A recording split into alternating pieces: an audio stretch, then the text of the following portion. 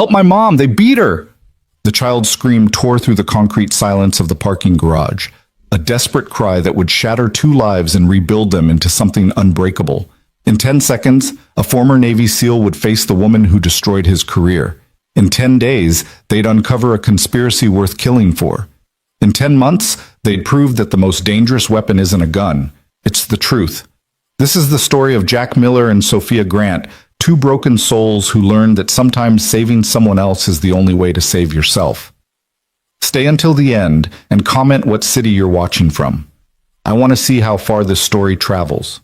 The fluorescent lights in the underground parking garage of Grant Tech headquarters flickered with a nervous rhythm, casting dancing shadows across oil-stained concrete. It was 8:47 p.m. on a Thursday in September, and the building above hummed with the quiet ambition of a company that never truly slept. Executive assistants finished reports. Engineers debugged code. Security guards made their rounds. Life continued in its ordinary, predictable patterns, until it didn't. "Help! Somebody help us!"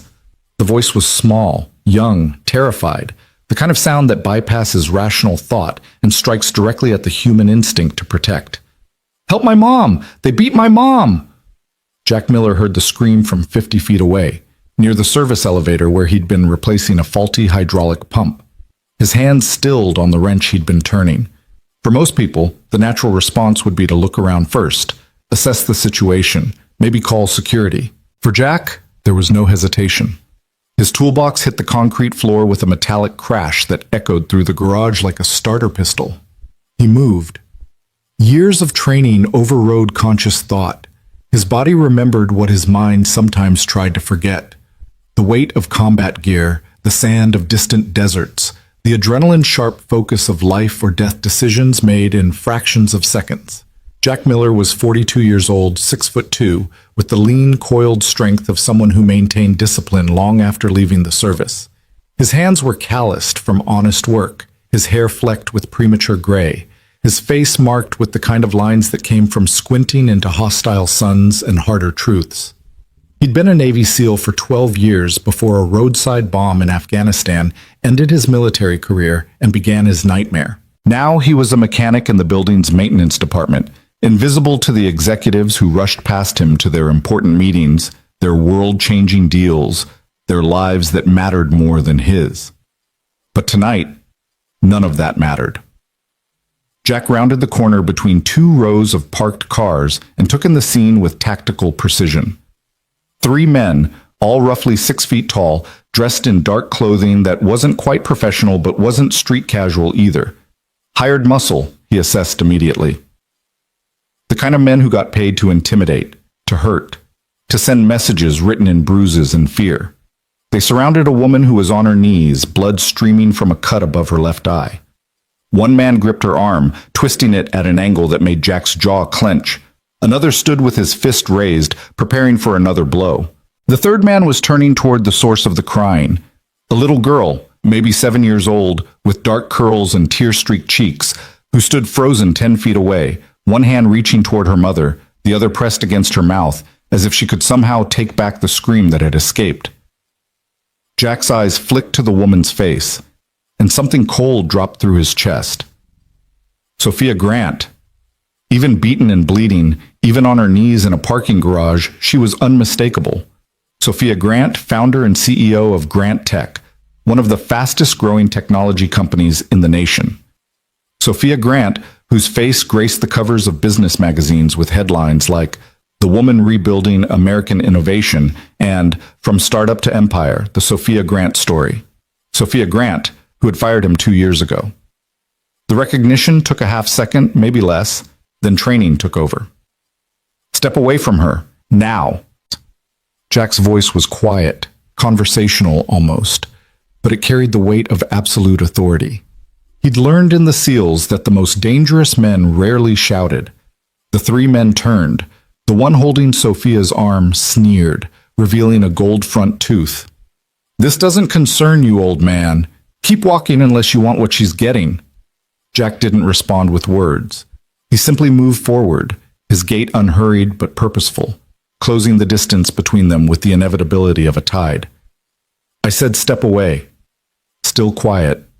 still calm. Goldtooth released Sophia and took a step toward Jack, cracking his knuckles. You got a hearing problem? I'll fix that for... He never finished the sentence.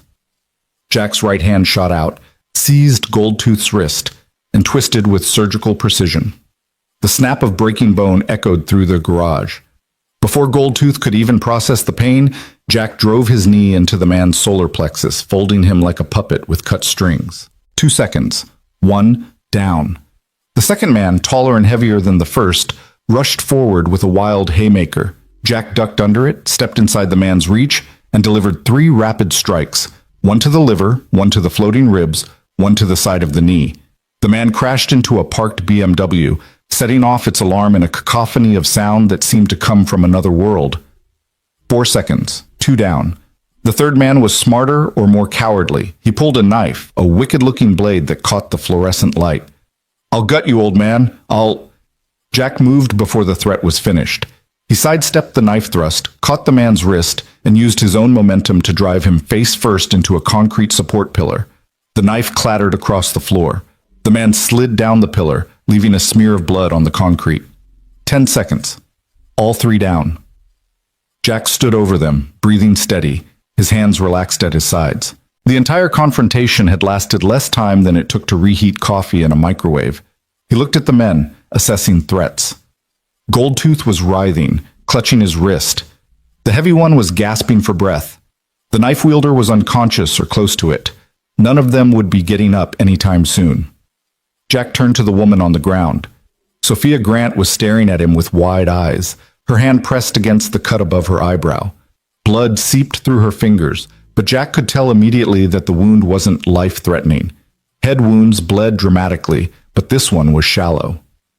Emma, Sophia gasped, turning toward her daughter. Emma, sweetie. The little girl ran to her mother, throwing her arms around her neck with the fierce desperation of a child who'd been certain she was about to become an orphan. Sophia held her with her free arm, whispering words of comfort, even as her own body shook with shock. Jack knelt beside them, his movements slow and deliberate, non-threatening. I need to look at that cut, ma'am. The bleeding needs to stop. Sophia turned to him, and this time her eyes focused, truly seeing him for the first time. He watched recognition dawn across her face, confusion first, then shock, then something that might have been shame or fear, or both. You, she whispered. Yeah, Jack said quietly. Me. For a moment, neither of them moved.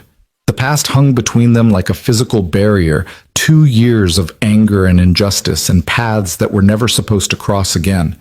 But then Emma whimpered, and Sophia's hand trembled against her wound, and Jack remembered something more important than grudges. He'd been a medic in his SEAL team. Combat medicine was branded into his muscle memory the same way tactical movement was. He pulled off his gray work shirt, leaving him in a white undershirt, and tore the fabric into strips with hands that didn't shake. I'm going to put pressure on this, he said, his voice shifting into the calm, authoritative tone he'd used countless times in field hospitals and transport choppers. It's going to hurt, but I need you to hold still. Sophia nodded, pulling her hand away. The cut was about 2 inches long, just above her left eyebrow, probably from a ring on someone's fist. Jack pressed the folded cloth against it, applying firm pressure. Sophia flinched but didn't pull away. Emma, Jack said, making eye contact with the terrified child. Your mom is going to be okay. This looks worse than it is. Head cuts bleed a lot, but this one isn't deep. She's going to be fine. Emma nodded, her eyes huge in her pale face. She was clutching her mother's hand so tightly her knuckles were white. What's your favorite color? Jack asked the girl, still maintaining pressure on Sophia's wound. What? Emma's voice was small, confused. Your favorite color, I need to know. Purple, Emma whispered. Purple's a great color. You know what?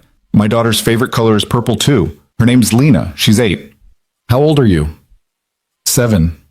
Emma's breathing was starting to slow, the distraction working. 7's a good age. Lena says 7 was her best year because that's when she learned to ride a bike. Can you ride a bike? Yes. A tiny bit of pride crept into Emma's voice. That's excellent. That means you're brave. And brave girls help their moms, right? Emma nodded. Good. I need you to hold this flashlight. Jack pulled a small LED flashlight from his belt and handed it to Emma. Point it right here at your mom's forehead. Can you do that? Emma took the flashlight with trembling hands and aimed the beam where Jack indicated. The simple task gave her something to focus on besides fear. Jack lifted the cloth slightly, checking the wound.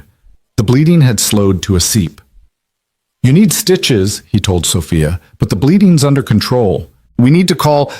No police. Sophia's voice was sharp, urgent. No hospitals. Not yet. Jack's eyes narrowed. Ma'am, you were just assaulted. You need medical attention, and I know what I need, Sophia interrupted, her CEO voice emerging despite the blood and fear. And I know what calling the police right now would mean. Please, just help me get to my car. I have a private physician I can call. Jack studied her face, reading the desperation there, the calculation, the fear that ran deeper than physical injury. Something about this attack wasn't random. Sophia Grant knew something, suspected something, that made official channels dangerous. Against his better judgment, Jack nodded. All right, but if you pass out or show signs of concussion, that decision gets overridden. Understood? Understood. Jack helped Sophia to her feet, steadying her when she swayed. She was shorter than he'd expected, maybe 5'6", and despite her reputation as a titan of industry, she seemed almost fragile in this moment. Almost, but not quite. There was steel in the way she straightened her spine, in the way she kept one arm around Emma even as she fought dizziness. Behind them, Goldtooth was trying to crawl toward the exit. Jack put his boot on the man's shoulder, not hard enough to cause damage, but firm enough to make a point. If I see any of you near her again, Jack said quietly, I won't stop at broken bones. Are we clear? Goldtooth nodded frantically. Jack turned back to Sophia. Which car? She pointed to a silver Tesla Model S 3 spaces away. Jack helped her walk to it. Emma pressed against her mother's side like a small, frightened shadow. When they reached the car, Sophia fumbled for her keys with shaking hands. I'll drive, Jack said. It wasn't a question. For a moment he thought she might argue.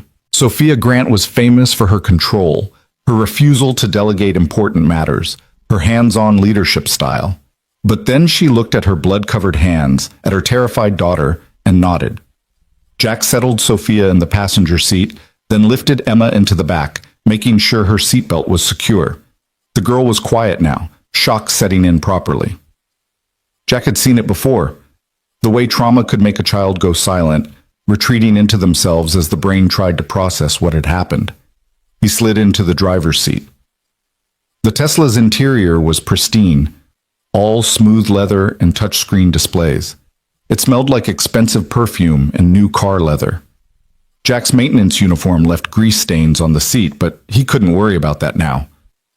Where am I going? He asked. Sophia gave him an address in the city's most exclusive neighborhood, then immediately pulled out her phone and dialed a number with shaking fingers. Jack heard her speak in clipped, urgent tones. Dr. Matthews, it's Sophia. I need you at my house in 20 minutes. Don't ask questions. Just come. And bring your kit. She hung up and leaned her head back against the headrest, eyes closed, still pressing Jack's makeshift bandage to her forehead. They drove in silence for several blocks, the city sliding past the windows in a blur of lights and late evening traffic. In the back seat, Emma had gone completely quiet, staring at nothing. Finally, Sophia spoke. Why did you help me? Jack kept his eyes on the road. What kind of question is that? A legitimate one. After what happened, after what I did, you had every reason to walk away, to let them finish what they started. That's not who I am, Jack said quietly. No, Sophia agreed, her voice barely above a whisper. It isn't. It never was. Another silence stretched between them, heavy with history. Finally, Jack broke it. Who were they? I don't know their names. But you know who sent them. It wasn't a question. Sophia opened her eyes, turning to look at him. In the passing streetlights, her face was a study in exhaustion and calculation. I have suspicions. Suspicions strong enough to refuse police protection? Suspicions that would be impossible to prove and dangerous to voice publicly. She paused. There are things happening at Grant Tech. Things I've been investigating quietly. Tonight was a message. Jack's hands tightened on the steering wheel. What kind of things? Sophia glanced back at Emma, checking if her daughter was listening. The girl's eyes were closed now, exhaustion or shock pulling her towards sleep. Sophia turned back to Jack, lowering her voice further. Safety violations, covered up, for months, maybe longer. Equipment that should have been flagged and replaced. Inspections that were passed despite obvious failures. I started asking questions 3 weeks ago. Tonight, I got my answer about whether I was onto something real. Jack processed this information. You think someone inside your own company ordered this? I think someone with a lot to lose decided I needed to be frightened into silence. They were wrong. Despite everything, Jack felt a flicker of respect. Beaten, bleeding, terrified for her daughter, and Sophia Grant's first response was defiance. Maybe she'd changed in 2 years, or maybe this was who she'd always been beneath the corporate armor. Why not go to the board? Jack asked. Blow the whistle properly. Because I don't know how deep this goes. I don't know who's compromised. Until I do, the only people I can trust are the ones who have nothing to gain from my silence. She looked at him meaningfully. Jack understood. A mechanic who'd been fired had no stake in Grant Tech's corporate games.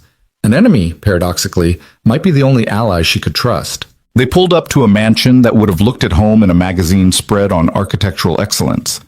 3 stories of modern glass and steel, nestled behind a gate that opened automatically as they approached.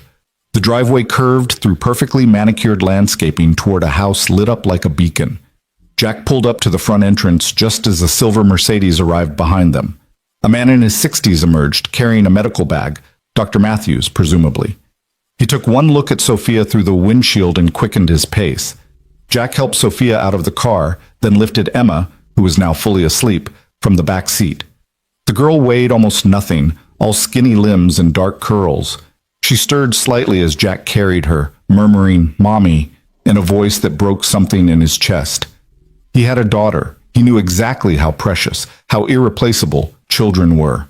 The thought of Lena in Emma's place made his jaw clench with protective fury. Inside, the house was everything Jack expected from a tech CEO worth hundreds of millions. Minimalist furniture that probably cost more than his annual salary, art on the walls that looked like it belonged in museums, floor-to-ceiling windows that offered a panoramic view of the city's glittering skyline. "Upstairs," Sophia directed, leading them to a bedroom that was clearly Emma's. Purple walls, of course, stuffed animals arranged on a window seat, a telescope pointed at the night sky. Jack laid the girl on her bed, removing her shoes and pulling a blanket over her. She didn't wake. Back downstairs, Dr. Matthews was already examining Sophia's wound in the kitchen, which was larger than Jack's entire apartment. The doctor worked quickly, cleaning the cut, applying a local anesthetic, preparing sutures. "You should file a police report," Dr. Matthews said as he worked, his voice carrying the authority of someone used to being listened to. "This was assault, Sophia." "I'll handle it my way," Sophia replied, wincing as the needle pierced skin.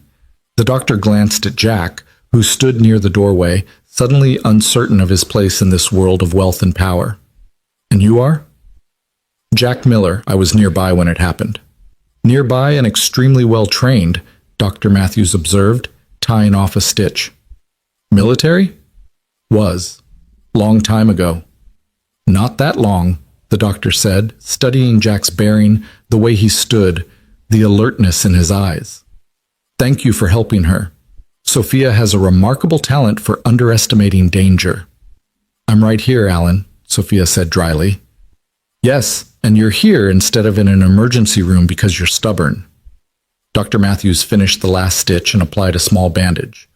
7 stitches. Keep it clean and dry. I want to see you in 3 days to check for infection. And Sophia, his voice turned serious, whoever did this meant business. The angle of this cut suggests they were aiming for your temple. If they'd connected properly, we wouldn't be having this conversation. Sophia's face went pale. "I understand. I hope you do." Dr. Matthews packed his supplies, then gripped Sophia's shoulder gently. "Whatever you're involved in, be careful. You have a daughter who needs you." After the doctor left, silence filled the enormous kitchen. Sophia sat at the marble island, staring at her reflection in the polished surface. Jack remained standing, aware that he was dripping hydraulic oil onto flooring that probably cost more per square foot than his monthly rent. "I should go," he said finally. "Jack?" Sophia's voice stopped him. "Sit down, please."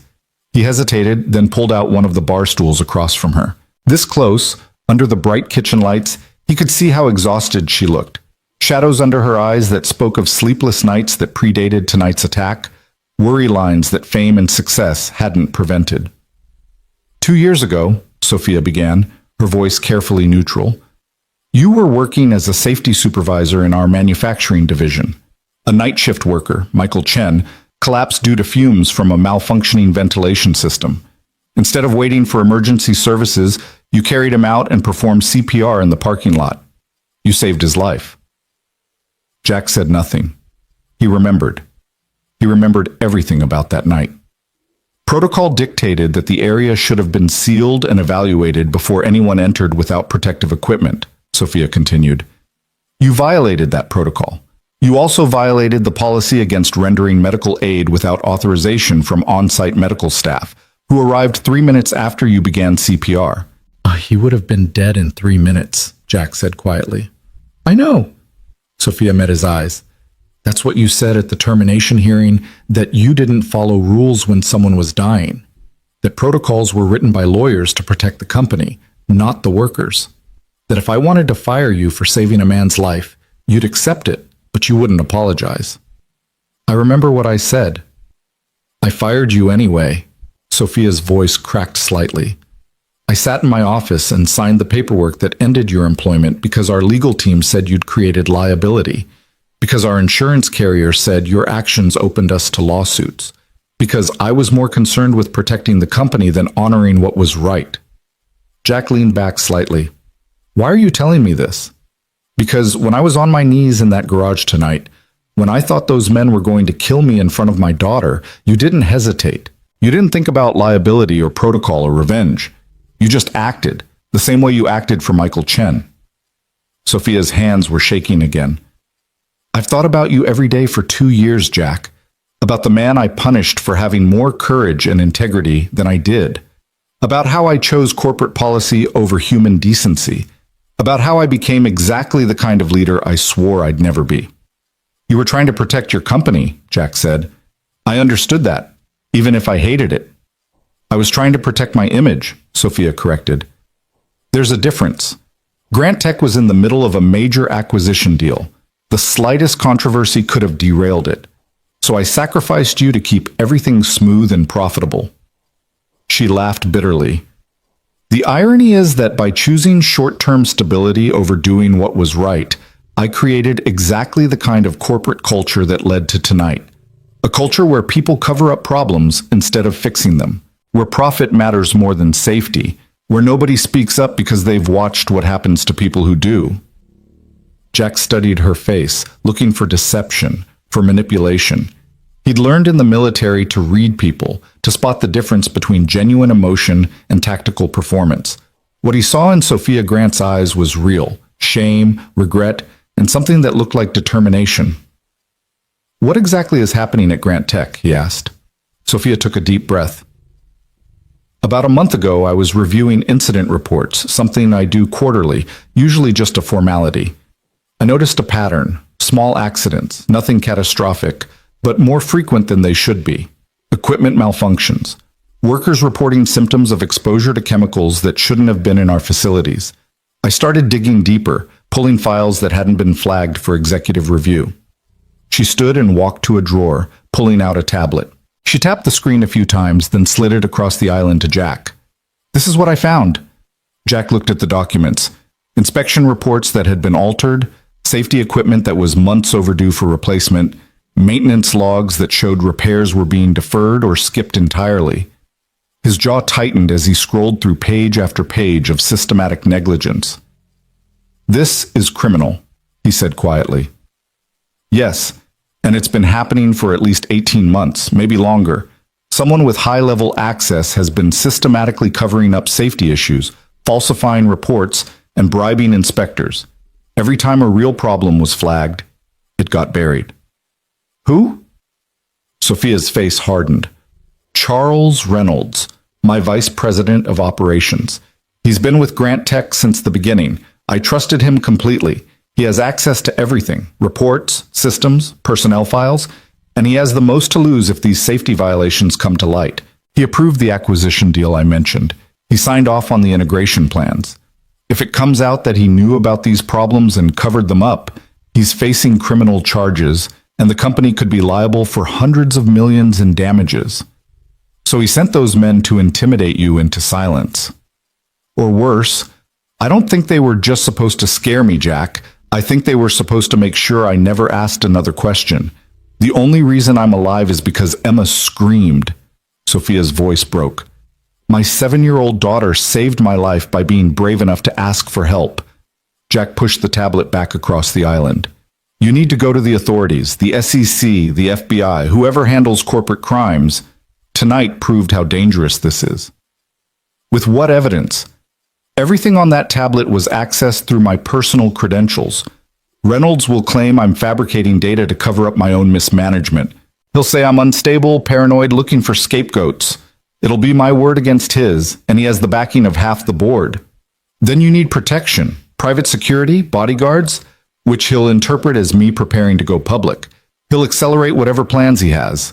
No, what I need is proof that can't be dismissed, documentation that shows his direct involvement, testimony from people who saw him give orders to cover things up, the kind of evidence that makes a criminal case airtight. Jack saw where this was going. You want to investigate. Secretly. I want to find the truth before anyone else gets hurt, and I want to make sure that when I do go public, Reynolds can't wiggle out of consequences. Sophia leaned forward. I can access files, but I can't interpret technical data the way someone with your background could. I can ask questions, but I can't spot the patterns that would be obvious to someone who's actually worked in manufacturing and safety. I need help, Jack. I need someone who understands systems and protocols, who can look at these reports and tell me exactly how bad this is. You need an expert witness. I need someone I can trust. Someone who has no reason to protect Grant Tech's reputation or Reynolds' career. Someone who's already proven they'll do the right thing even when it costs them everything. Jack stood up, pacing to the window. Outside, the city spread out in a grid of lights, millions of people going about their lives, unaware of the corruption being discussed in this kitchen. He thought about his daughter, Lena, asleep in their small apartment across town. He thought about the life he'd built after the Navy, after Afghanistan, after Grant Tech, a quiet life, simple and safe. Sophia was offering him a chance to walk back into danger, to involve himself in corporate espionage and criminal conspiracies, to paint a target on his back by helping the woman who'd once fired him. Every logical, tactical part of his brain screamed at him to refuse. But then he remembered the files on that tablet. He remembered Michael Chen, blue-faced and dying because a ventilation system had been allowed to fail. He remembered tonight, a 7-year-old girl screaming for her mother's life in a parking garage. He remembered who he'd been once, who he'd sworn to be when he raised his right hand and took an oath to protect people. I have a daughter, Jack said quietly, still looking out the window. She's 8. Her mother died 3 years ago, cancer. Lena is everything to me. Everything I survived Afghanistan for. Everything I work for. If I do this, if I help you, I need your word that she stays safe. That whatever happens, she's protected. You have my word, Sophia said immediately. I'll put her in the same security detail I'm arranging for Emma. The best protection money can buy.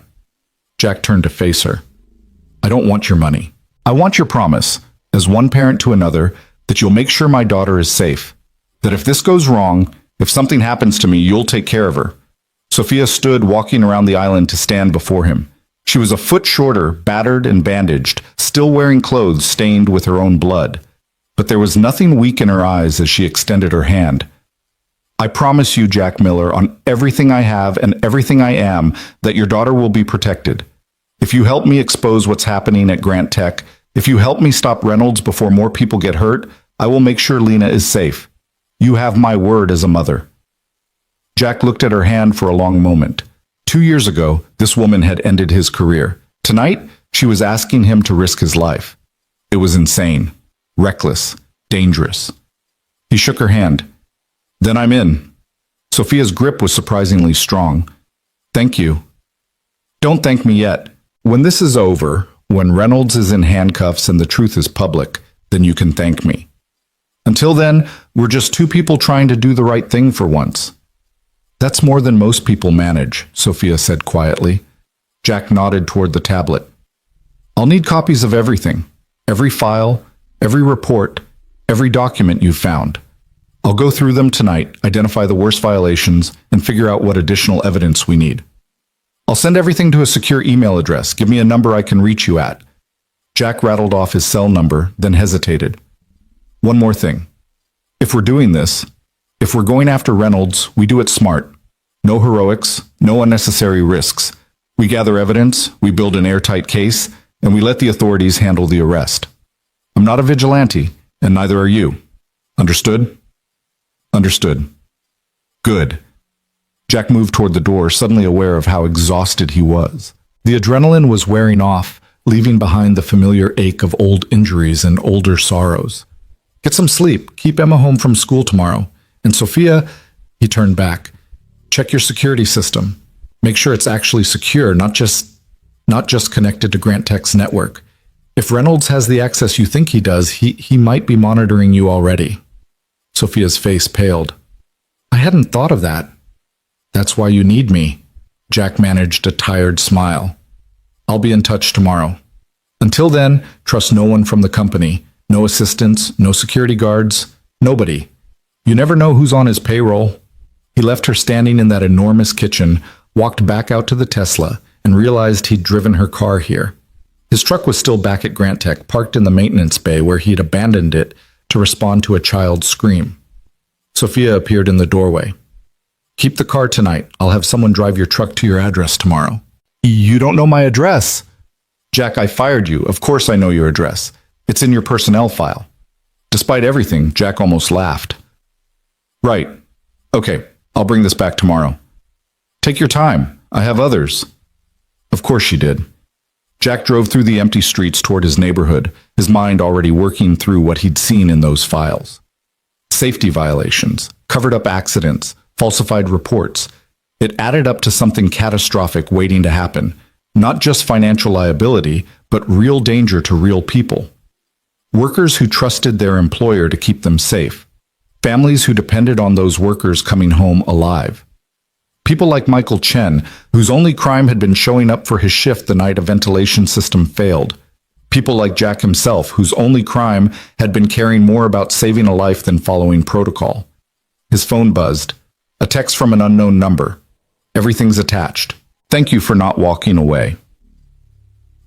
Jack pulled into his apartment complex. A modest building in a working-class neighborhood where mechanics and teachers and nurses lived, where kids played in the courtyard and nobody asked questions about the past. Home. He climbed the stairs to his second-floor unit and unlocked the door as quietly as possible. Inside, the apartment was dark except for a nightlight in the hallway. Jack could see his daughter's bedroom door, slightly ajar the way she liked it, so she could hear him when he came home from late shifts. He walked to her doorway and looked in. Lena was asleep, her dark hair spread across the pillow, one arm wrapped around a stuffed penguin she'd had since she was 3. She looked peaceful, safe, innocent of the darkness that existed in the world. Jack had lost his wife to cancer. He'd lost his career to corporate bureaucracy. He'd nearly lost his life in Afghanistan. But he'd never lost his daughter, and he never would. If helping Sophia Grant meant Lena stayed safe, if exposing Charles Reynolds meant other daughters wouldn't lose their parents to preventable accidents, then the choice was already made. He closed Lena's door gently and walked to his laptop. The files from Sophia were already there, dozens of documents that told a story of systematic corruption and deliberate endangerment. Jack opened the first file and began to read. Outside, the city slept. Inside, a former Navy SEAL and a tech CEO had just declared war on a man who'd already proven he was willing to kill. The question wasn't whether things would get worse. The question was how many people would survive when they did. Jack read until dawn, taking notes, cross-referencing reports, building a timeline of negligence that made his hands shake with suppressed rage. By the time sunlight crept through his window, he understood 3 things with absolute certainty. First, Charles Reynolds wasn't just covering up safety violations. He was actively creating them, cutting maintenance budgets and deferring repairs to boost short-term profits and his own bonuses. Second, at least 4 workers had died in the past 18 months due to equipment failures that Reynolds had known about and ignored. 4 families destroyed, 4 preventable deaths. Third, there was another incident coming. The pattern in the data was clear. Failures were accelerating, clustering around specific equipment that was overdue for replacement by more than a year. Something was going to break catastrophically, and soon. Jack sent a text to Sophia's number. "We need to meet. Today. This is worse than you know." The reply came immediately despite the early hour. Grant Park. North Bench by the fountain, 10 a.m. Come alone. Jack checked the time, 7:30 a.m. He had 2.5 hours to get Lena ready for school, drop her off, and make it to the park. He stood, joints protesting the night spent hunched over a laptop, and walked to his daughter's room. Time to tell her that her dad was about to do something dangerous. Time to hope that this time, doing the right thing wouldn't cost him everything. Time to remember that some fights were worth having, even when you knew they'd leave scars. Jack opened Lena's door and smiled as she stirred, mumbling something about pancakes in her sleep. Whatever came next, whatever dangers waited in the shadows of corporate corruption and desperate men, this moment was real, pure, worth fighting for. He'd been a SEAL. He'd been a safety supervisor. He'd been a mechanic. Now he was going to be something else. The man who made sure Charles Reynolds answered for what he'd done. And nothing, not threats, not violence, not the entire weight of Grant Tech's corporate machinery, was going to stop him.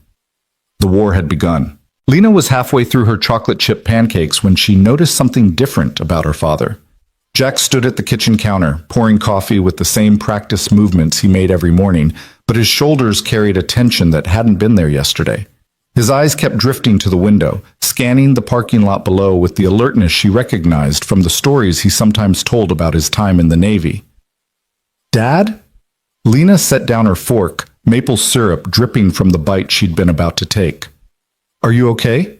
Jack turned, and the smile he gave her was genuine but weighted with something she couldn't quite name. He walked over and sat down across from her, his coffee mug warming his hands. "I'm fine, sweetheart. Just thinking about work." "You always think about work."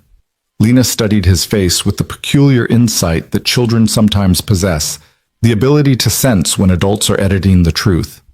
"But this is different. You look like you did when Mrs. Patterson's cat got stuck in the tree and you had to climb up to get it. Worried, but also kind of excited." Jack laughed despite himself. "You're too smart for 8 years old, you know that?" "That's what Mr. Henderson says in math class." Lena took another bite of pancake, still watching him. "Are you in trouble?"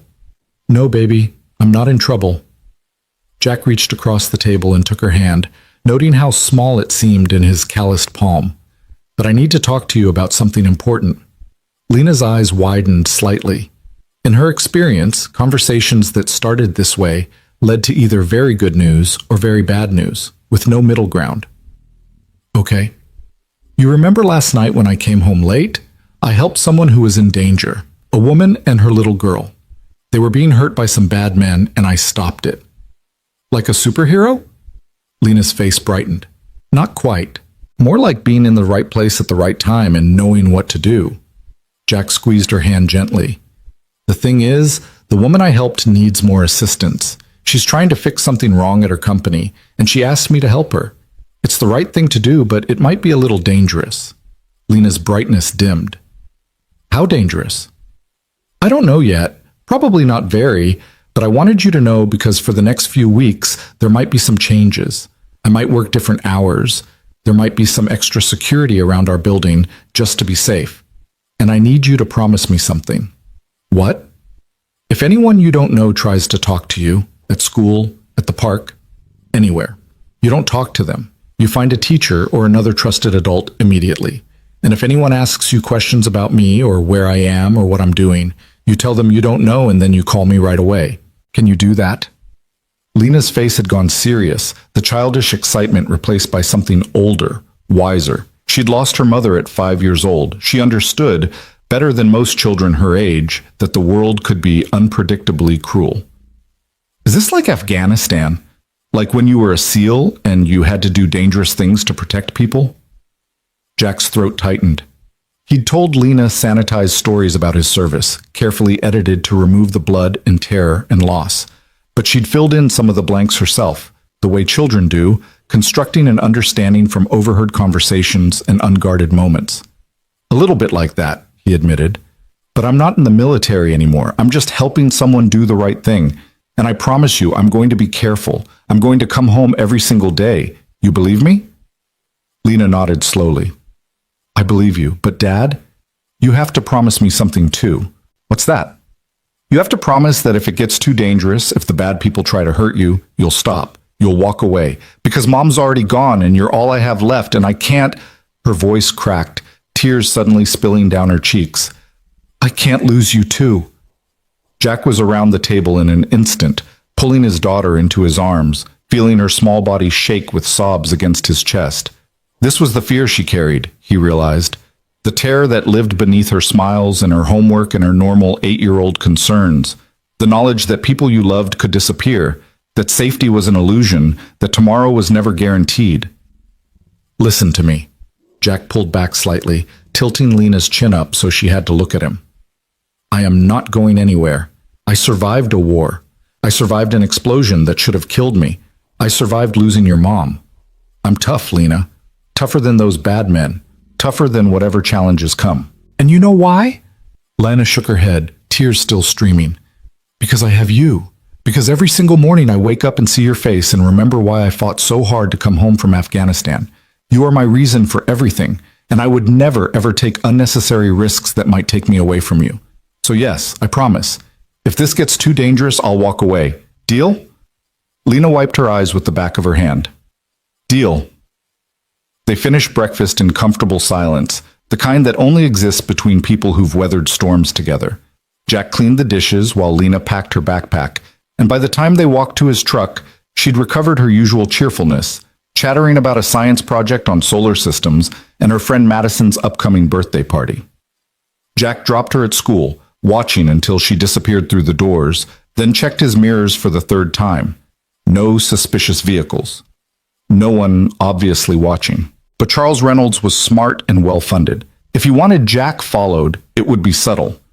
Grant Park at 9:45 was exactly what you'd expect from a city park on a weekday morning, joggers completing their circuits, elderly couples feeding pigeons, a few homeless individuals sleeping on benches in the autumn sunshine. Jack arrived early, took a position near the north fountain where he could watch approaches from 3 directions, and waited. Sophia appeared at precisely 10 o'clock, walking alone in jeans and a loose sweater, her hair hidden under a baseball cap, large sunglasses covering half her face. The bandage on her forehead was smaller today, less conspicuous. She looked like any other professional taking a break from her office, not a CEO worth hundreds of millions. She sat down beside him, both of them facing the fountain, not looking at each other directly. The posture of 2 strangers sharing a public bench. You weren't followed? Jack asked quietly. I took 3 different cars and 4 detours. If anyone tracked that, they deserve to find me. Sophia pulled out her phone, ostensibly checking messages. You said this was worse than I knew. 4 people are dead, Sophia. Not injured, not hospitalized, dead. And Reynolds knew the equipment that killed them was faulty. He watched her freeze, her fingers stopping their movement across the screen. 4. I only found records of 2 accidents. Because the other 2 were classified as unrelated incidents. One was ruled a heart attack, a 52-year-old man who collapsed during his shift. Except the autopsy showed elevated levels of carbon monoxide in his blood. The ventilation system in his sector had been flagged for replacement 8 months earlier. Reynolds deferred it. Jack's voice was flat, controlled, but anger simmered beneath.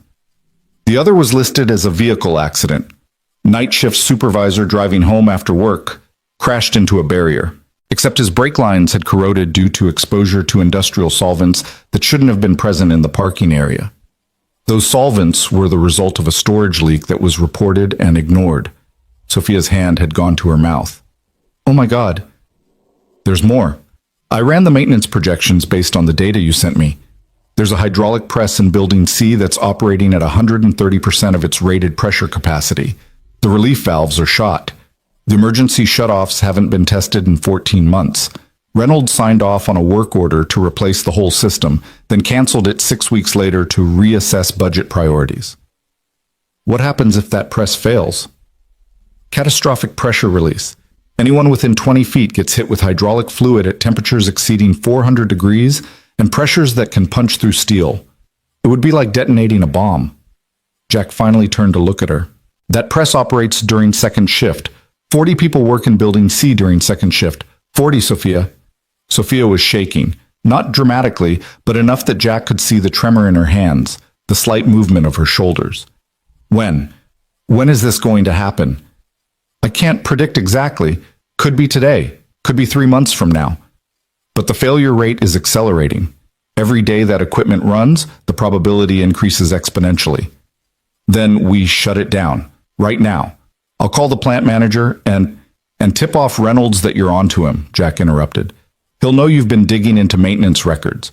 He'll accelerate whatever plans he has, cover his tracks better, maybe come at you harder than he did in that parking garage.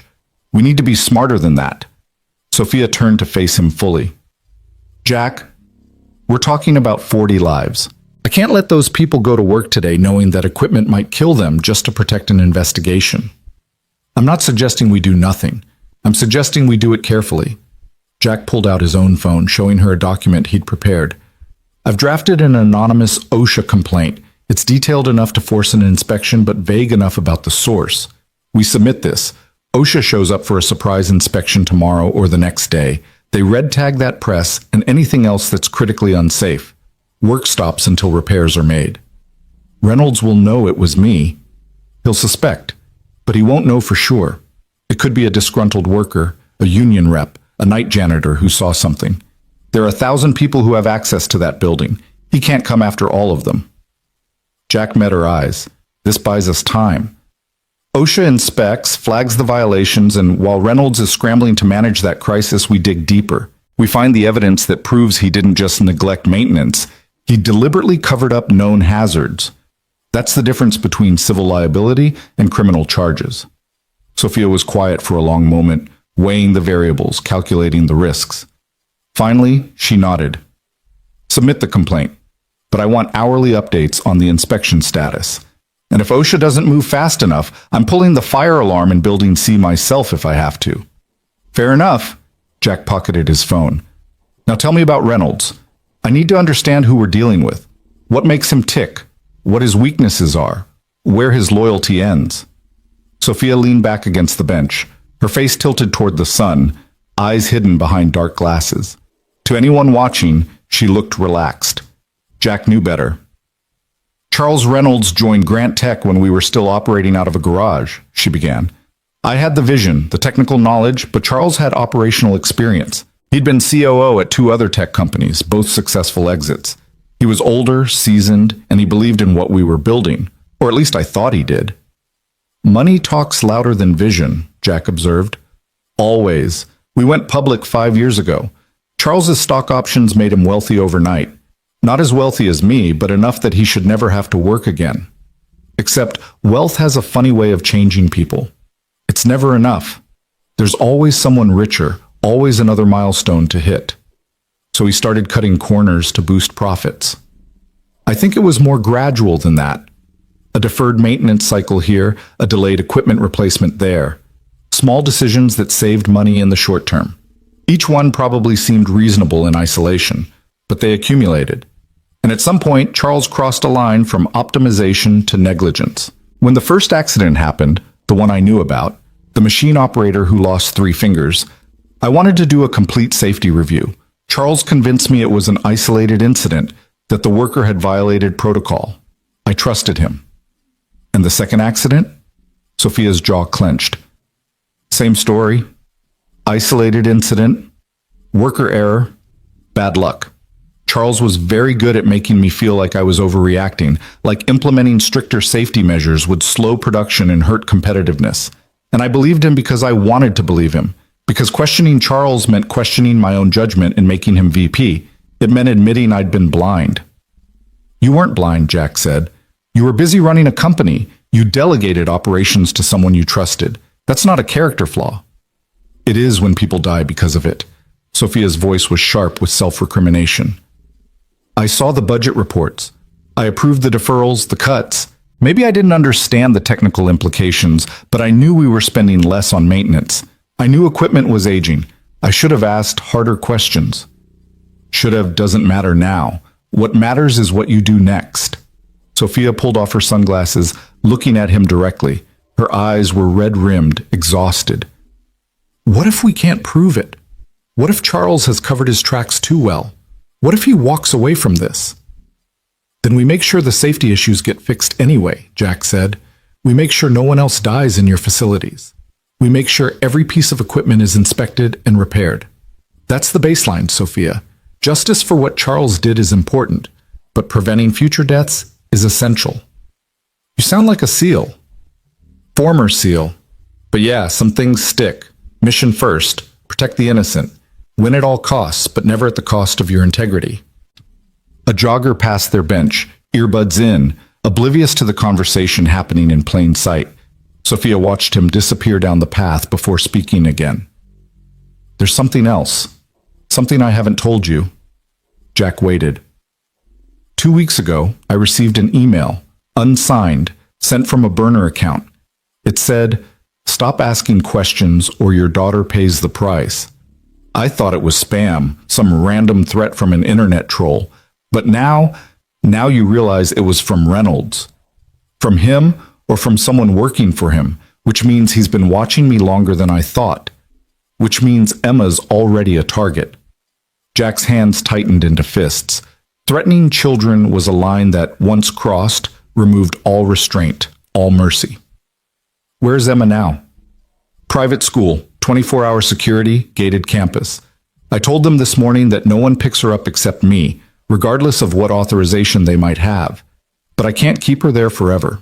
Eventually, she has to come home. Then we make your home fortress. Jack was already thinking tactically, evaluating sight lines and entry points and defensive positions. I'll come by tonight, assess your security, make recommendations. You're going to need cameras, reinforced locks, maybe a safe room, and you need a protection detail, professionals, not rent-a-cops. I already called a security company this morning. They're sending someone this afternoon. Good. I'll vet them. And Sophia? Jack's voice dropped. If Reynolds or anyone working for him comes near Emma, I will end it. Permanently. You need to know that about me. I don't make threats and I don't bluff. Children are off limits, always. The men who violate that rule don't get arrested. They get buried. Sophia should have been shocked, should have protested the casual promise of violence. Instead, she simply nodded. Thank you. They sat in silence for a moment, two parents united by the primal need to protect their children from monsters who wore business suits and sat in boardrooms. Finally, Jack stood. I need to get back to work. If I'm not there for my shift, someone might notice. As far as anyone at Grant Tech knows, I'm just a mechanic who happened to be in the right place last night. What do I do? Go to your office, act normal. Don't change your routine dramatically. But Sophia, trust no one. Not your assistant, not your head of security, not your oldest friend on the board. Reynolds has had months to position his pieces. We don't know who's compromised. That's a lonely way to live. Jack gave her a sad smile. Yeah, it is. But lonely is better than dead. He walked away, taking a different path than the one he'd arrived on, checking reflections in car windows and storefront glass for followers. Sophia waited 5 minutes before leaving in the opposite direction. Two strangers who'd shared a bench and nothing more. Jack drove to Grant Tech's corporate campus, badged in through the maintenance entrance, and changed into his work uniform in the locker room. The other mechanics were already on their shifts, their voices echoing through the concrete hallways as they discussed football scores and weekend plans. Normal conversations. Normal lives. They had no idea that the building they maintained was a crime scene, that the executives who ignored them in the hallways were potentially murderers. Jack grabbed his tool cart and headed to Building C. The manufacturing floor was exactly as he remembered from the files. A vast space filled with heavy machinery, the air thick with the smell of metal and lubricant and ozone. Workers in safety vests moved between stations, their conversations drowned by the rhythmic thunder of presses and lathes and assembly equipment. The hydraulic press Sophia had asked about stood in the northeast corner, a massive piece of industrial equipment that looked like it belonged in a different era. Jack approached it casually, checking the maintenance tag on its side. Last inspection, 14 months ago. Last service, 18 months. The relief valves should have been replaced at 12 months. The hydraulic line should have been inspected every 6 months. He crouched down, ostensibly checking a connection point, but really examining the seals. They were brittle, cracking at the edges. The pressure gauge on the side read well into the red zone. Every time this press cycled, it was playing Russian roulette with physics. "Can I help you?" Jack turned. A floor supervisor stood behind him, clipboard in hand, expression suspicious. The man's name tag read Morrison. "Just routine inspection," Jack said, standing and wiping his hands on his coveralls. "Maintenance request came through." Morrison frowned. "I didn't authorize any maintenance requests." "Must have come from upstairs then." Jack kept his expression neutral, bored even. Just another mechanic following orders. "You want me to skip it?" No. If it came from upstairs, do it, but I need paperwork for my records." "I'll have the office send you a copy." Jack made a show of examining the press more thoroughly, taking notes on a tablet. "When's the last time you had pressure fluctuations on this unit?" "Couple weeks ago. We reported it, but nothing got fixed. You here to fix it?" "Just assessing right now. Might need parts." Jack tapped the pressure gauge. "You should red tag this until it's serviced. It's running hot." Morrison laughed, not unkindly. "Red tag this? You know how far behind we are on production? I red tag this press and we miss our quotas. And then I'm explaining to Reynolds why we shut down over a gauge that's probably just miscalibrated. Or it's accurate and this thing is about to catastrophically fail." "Not my call, buddy. You want it shut down? You take it up with management." Morrison walked away, already dismissing the conversation from his mind. Jack stared at the press, doing calculations in his head. Pressure, temperature, metal fatigue, statistical failure rates. The numbers weren't good. This equipment was a ticking bomb, and everyone was too worried about production quotas to hear it ticking. He pulled out his phone and texted Sophia. "Building C press is worse than the paperwork showed. Needs immediate shutdown. Hours, not days." Her response came 30 seconds later. "Submitting OSHA complaint now." "How many hours?" Jack looked at the gauge again, at the brittle seals, at the workers moving around the press with casual disregard for the danger they were in. Impossible to say for certain, but I wouldn't work this floor tomorrow. Understood. Jack finished his inspection, documenting everything with photos and notes that would never appear in any official report. Then he moved on to his other assigned tasks, playing the role of mechanic, all while planning what would come next. The afternoon crawled by with excruciating normalcy. Jack repaired a conveyor belt, replaced a faulty motor, helped a younger mechanic diagnose a wiring problem. He ate lunch in the break room, listening to conversations about football and divorces and someone's new truck. He smiled at appropriate moments, grunted agreement when expected, and all the while his mind was elsewhere, cataloging security weaknesses, planning contingencies, considering what Charles Reynolds would do when OSHA showed up. At 3 p.m., his phone buzzed with a text from an unknown number. "This is Alan Matthews. Sophia asked me to check on her friend's daughter. I have an opening at 4:30 if you'd like to bring Lena in for a wellness visit. Complimentary." Jack stared at the message, understanding its subtext. Sophia was making sure Lena was looked after, kept safe, given access to medical care without questions or paperwork that could be traced. It was a generous gesture and a tactical one. Matthews could document Lena's health, establishing a baseline in case anything happened. He texted back, "I'll be there, thank you." Jack left work at 3:30, picked up Lena from school, and drove to Dr. Matthews' private practice in the medical district. The office was exactly what Jack expected. Tasteful art on the walls, comfortable furniture, the kind of place where people with money came for health care that didn't involve insurance forms or waiting rooms full of sick people. Matthews greeted them personally, shaking Lena's hand with the gentle formality of someone who respected children. "You must be Lena. Your father tells me you're quite the scientist." Lena beamed. "I'm doing a project on Jupiter. Did you know it has 79 moons?"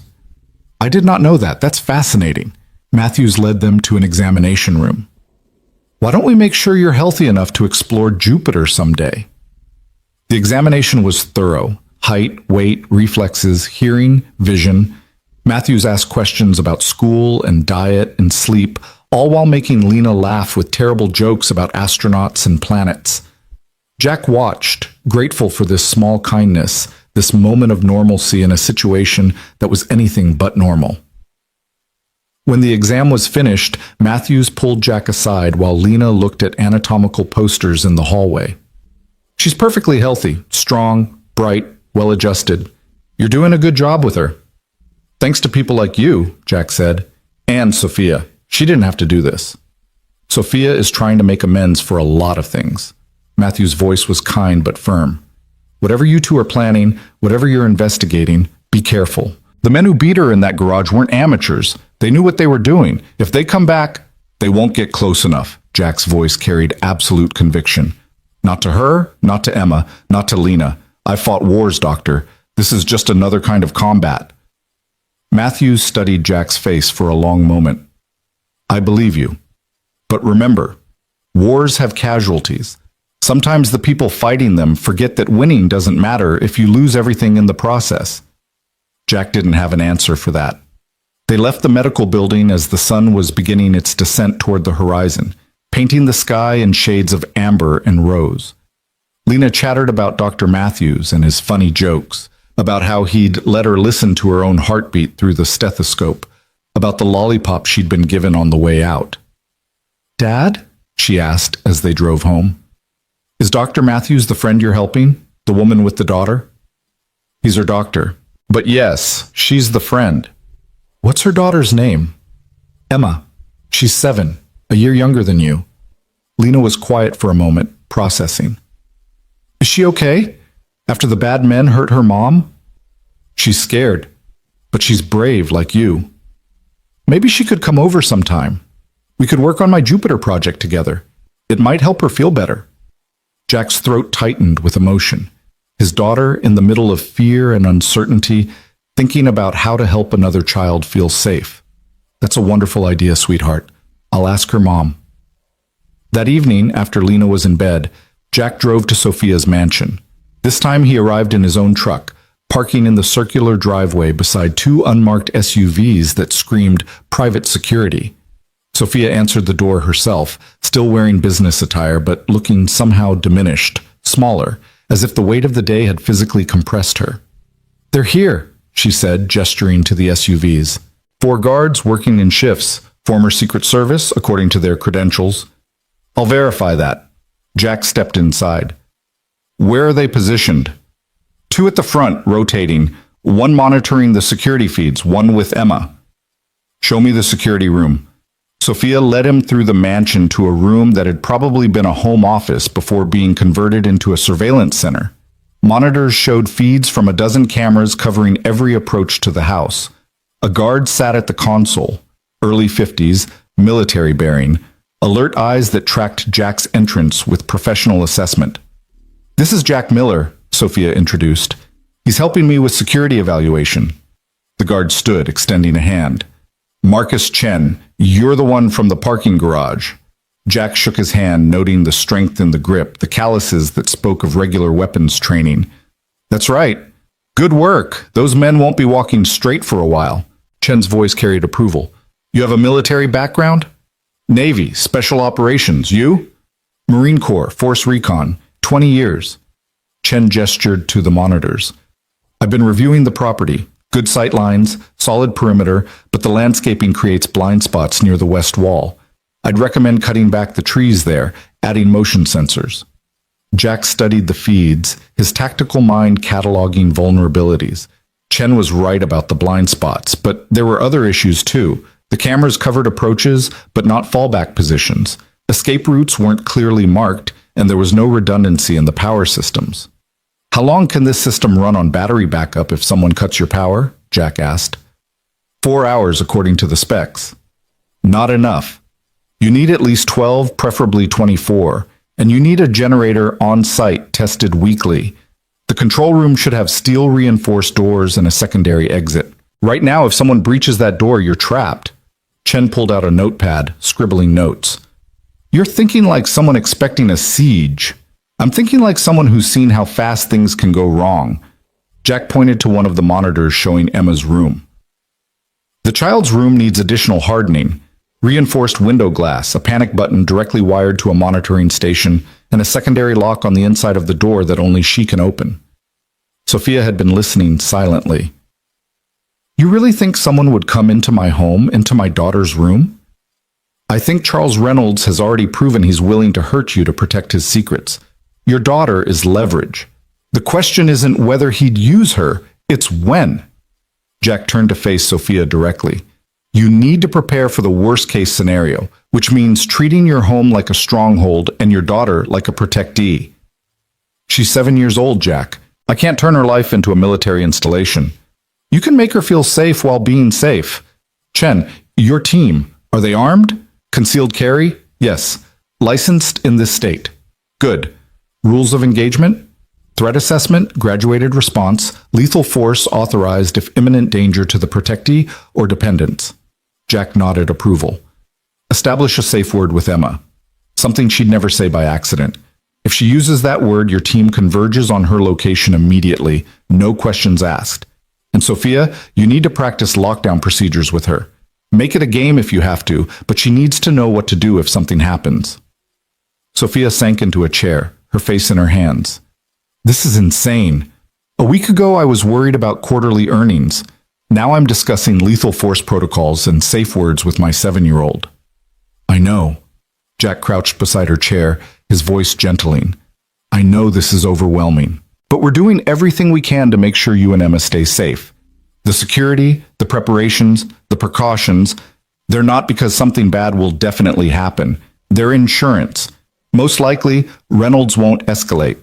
Most likely, OSHA will find the violations, force repairs, and he'll be too busy managing that crisis to come after you. But if he does, we'll be ready. Sophia lifted her head, and Jack saw the steel returning to her eyes. All right. Whatever needs to be done, do it. Money isn't an issue. Emma's safety is the only thing that matters. Jack spent the next 2 hours walking the property with Chen, identifying weaknesses, recommending improvements, discussing protocols. By the time he finished, he had a list of modifications that would transform Sophia's home from a house into a defensible position. Not perfect, nothing ever was, but better. Survivable. As he was leaving, Emma appeared at the top of the stairs, a stuffed rabbit clutched in her arms. Mr. Jack? Jack looked up. Hey, Emma, you should be in bed. I know. I just wanted to say thank you for helping my mom, for making the bad men go away. Jack climbed a few steps so he wasn't shouting up at her. You're welcome, sweetheart.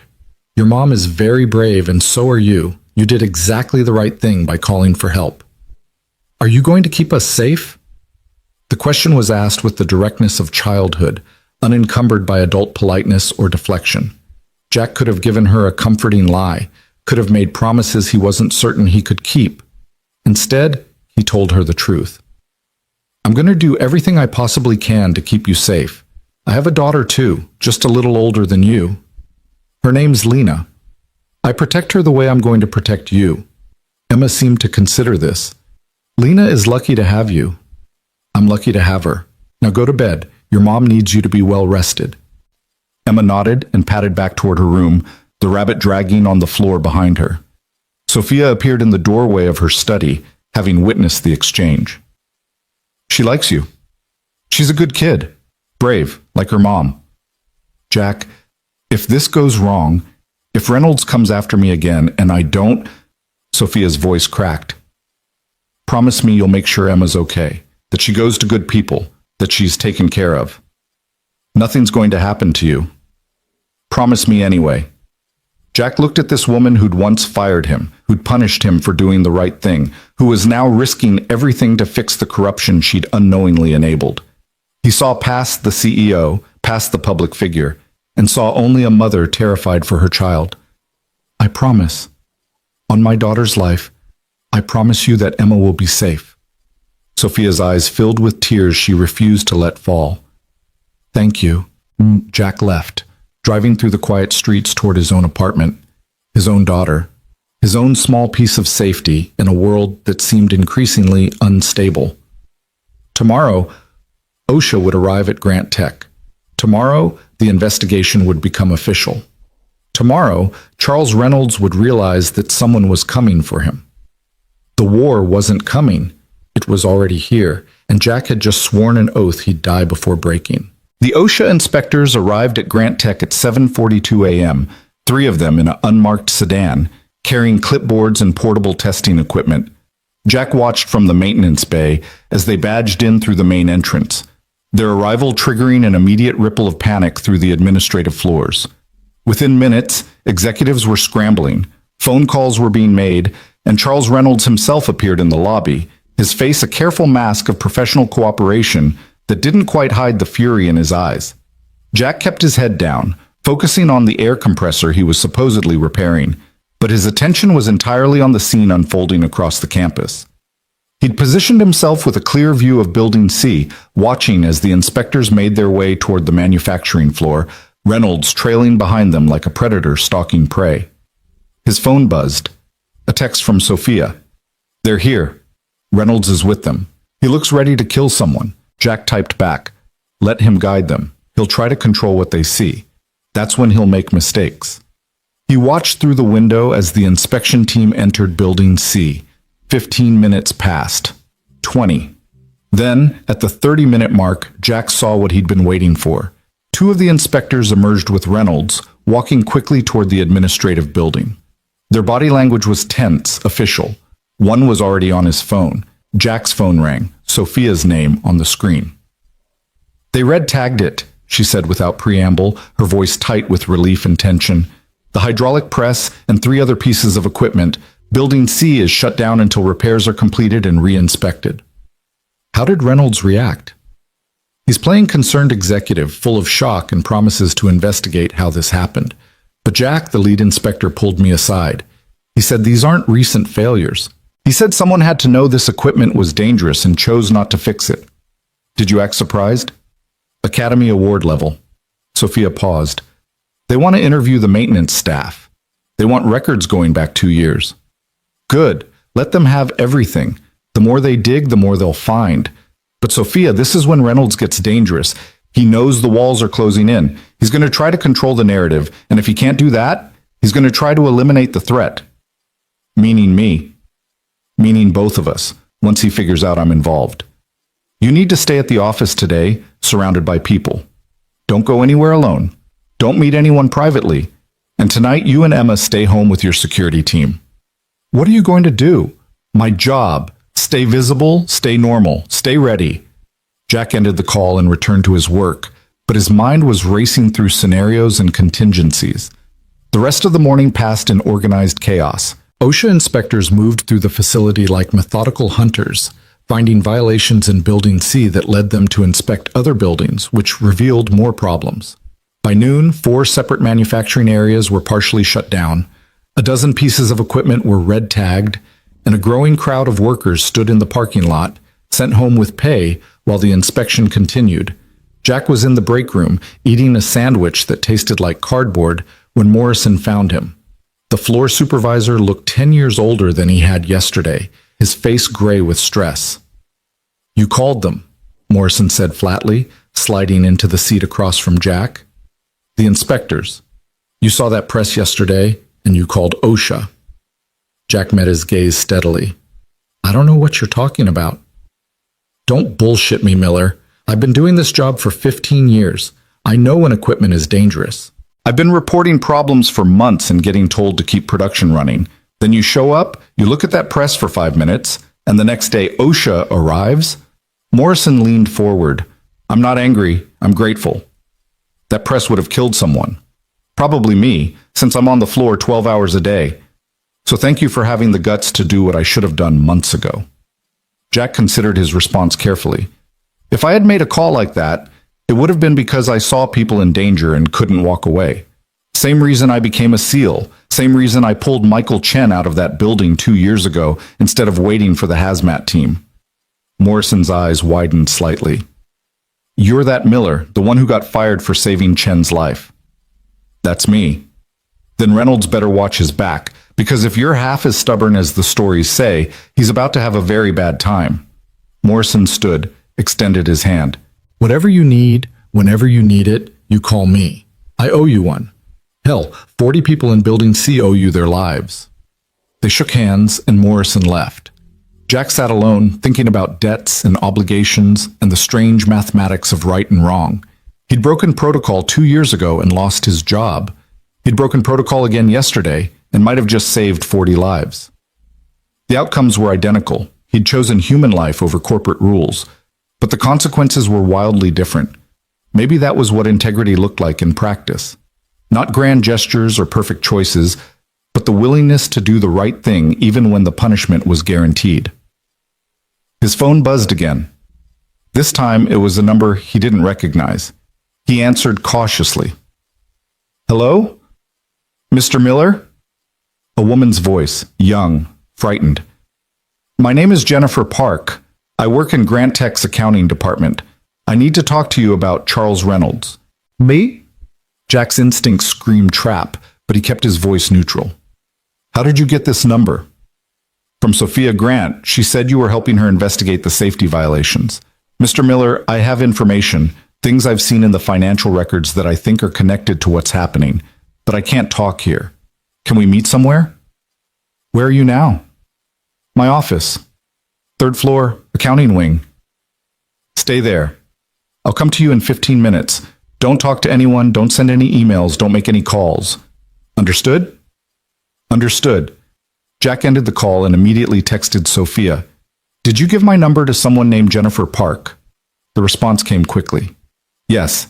She came to me this morning, said she found discrepancies in Reynolds' expense reports and maintenance budgets. I thought you should hear it directly.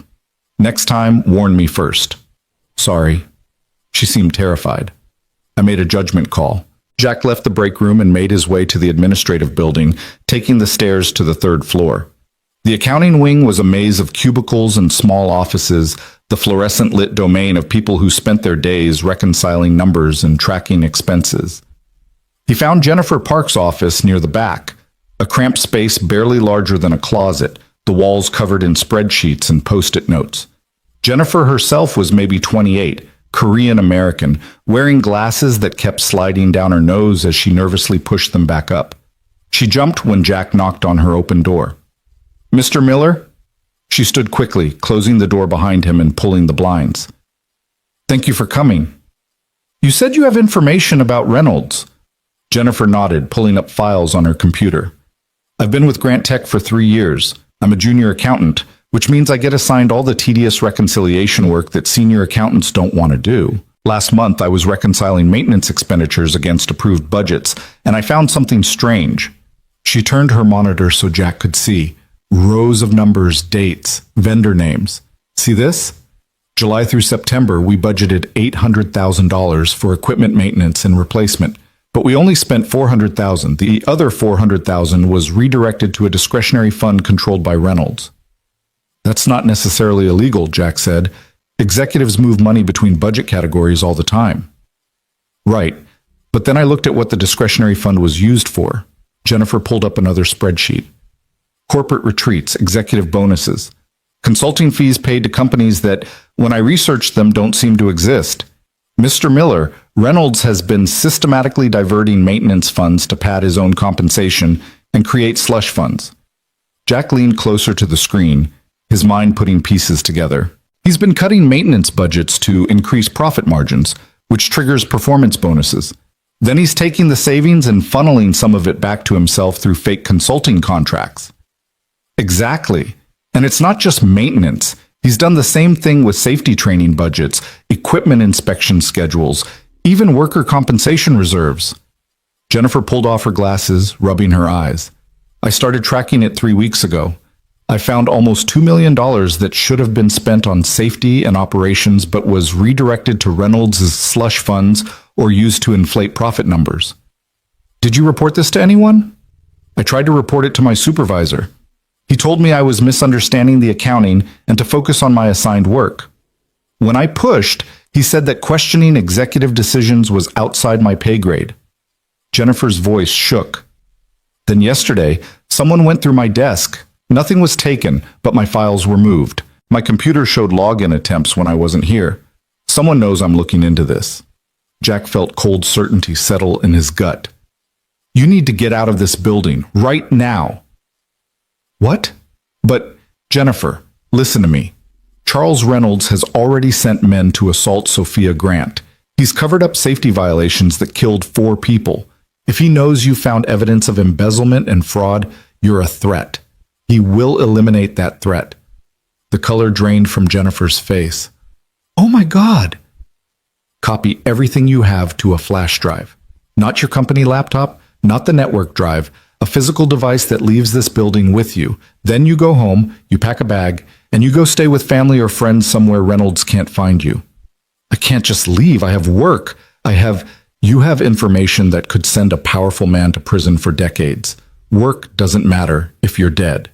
Jack's voice was harsh but necessary. Make the copies now. I'll wait. Jennifer fumbled in her desk drawer, pulling out a flash drive with shaking hands. She plugged it in and started copying files, her fingers flying across the keyboard. This is going to take a few minutes. There are hundreds of documents. Jack moved to the door, checking the hallway through the blinds. Accounting wing was quiet, most people at lunch or in meetings, but he couldn't shake the feeling that they were being watched. The time was running out. How much longer? Almost done. Jennifer froze, staring at her screen. Someone's accessing my computer remotely. Right now, they're trying to delete the files I was just copying. Can you stop it? I can log them out, but they'll know I caught them. Jennifer's hands hovered over the keyboard. Mr. Miller, what do I do? Jack made the decision in a split second. Log them out, finish the copy, then we leave immediately. Jennifer's fingers moved, clicking through security protocols. The remote access terminated. The file transfer completed. She ejected the flash drive and handed it to Jack. That's everything. Financial records, vendor contracts, email correspondence, budget reallocation forms. It's all there. Jack pocketed the drive. Let's go. They left Jennifer's office and moved quickly toward the stairwell. Jack's tactical sense screamed warnings. They were exposed, predictable, walking into a potential ambush. But the elevators were worse, too easy to trap, and the stairwell at least offered multiple exit points. They'd made it halfway down the hall when a man emerged from around the corner, tall, professionally dressed, moving with purpose directly toward them. Jack recognized him from the security badge photo he'd seen in Sophia's files. David Kramer, Reynolds' head of corporate security. Ms. Park, Kramer said pleasantly, his smile not reaching his eyes. Mr. Reynolds would like to speak with you about some accounting irregularities you flagged. If you could come with me? I'm actually heading to lunch, Jennifer said, her voice admirably steady. I can meet with Mr. Reynolds this afternoon. I'm afraid Mr. Reynolds is insistent. It will only take a few minutes. Kramer's eyes shifted to Jack. And you are? Maintenance. I was fixing Ms. Park's radiator. It's been making noise. Kramer's smile widened fractionally. Jack Miller, I've heard about you. The hero from the parking garage. Quite a coincidence, you being everywhere important things happen. I work here. It's not that much of a coincidence. Well, Mr. Miller, your services aren't needed right now. Miss Park, shall we? Kramer took a step forward. Jack shifted slightly, positioning himself between Kramer and Jennifer, his weight balanced, ready to move.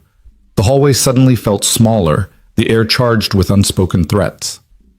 Ms. Park isn't going anywhere with you, Jack said quietly. If Reynolds wants to meet, he can schedule it properly through her supervisor. Kramer's pleasant mask slipped slightly. You don't give orders here, Miller. You're a mechanic. She's an employee who's been accessing confidential files without authorization. That's grounds for immediate termination and possibly criminal charges.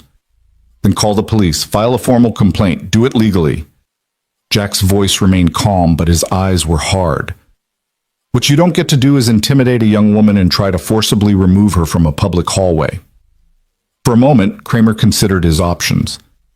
Jack could see the calculation happening, whether the confrontation was worth it, whether he could physically overpower both of them, what the consequences would be if this escalated publicly. Finally, Kramer stepped back. This conversation isn't over, Ms. Park. You've made some serious accusations against senior leadership. There will be consequences. Oh, she's made no accusations, Jack said. She's an accountant doing her job. Now, if you'll excuse us, we have lunch plans. Jack guided Jennifer past Kramer, every nerve alert for an attack from behind.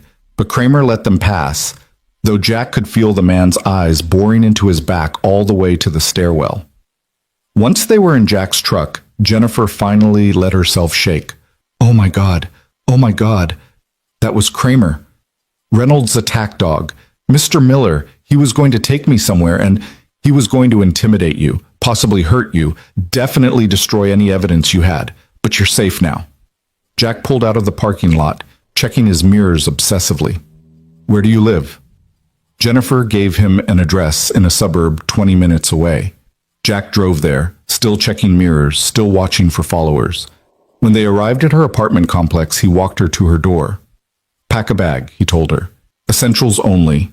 Do you have family you can stay with? My sister lives 2 hours north. I can go there. Perfect. Do that today. Don't tell anyone from work where you're going. Turn off your phone's location services. Use cash, not credit cards that can be traced. And Jennifer? Jack waited until she met his eyes. What you did took courage. That evidence you gathered might save lives. Don't let anyone make you feel like you did something wrong. Jennifer nodded, tears streaming down her face. Thank you for believing me, for protecting me. Thank you. Jack waited until she was inside and he heard the deadbolt engage, then returned to his truck. He drove 3 blocks before pulling over and calling Sophia. We have a problem, he said when she answered. Reynolds knows someone's investigating him. His security chief just tried to grab Jennifer Park, and she barely got away.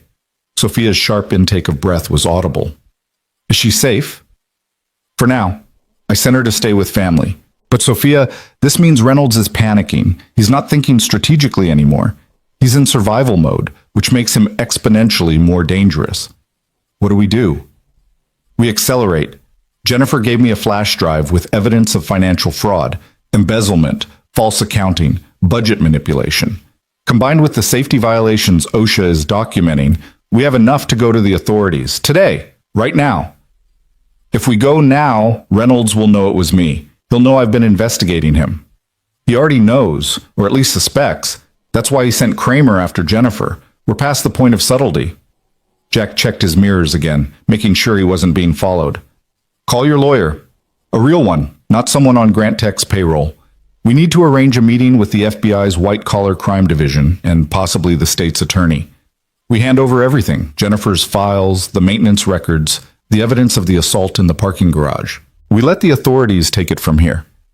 Sophia was quiet for a long moment. If we do this, Grant Tech's stock will crater. The company I built, everything I've worked for, it'll be destroyed. Maybe. Or maybe it survives because you were brave enough to expose the rot before it killed more people.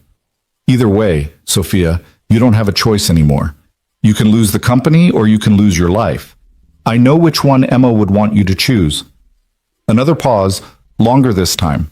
Then Sophia's voice came through, steady and resolved. You're right. I'll call my personal attorney. We'll set up a meeting for tomorrow morning with federal investigators. Not tomorrow, today. This afternoon, if possible.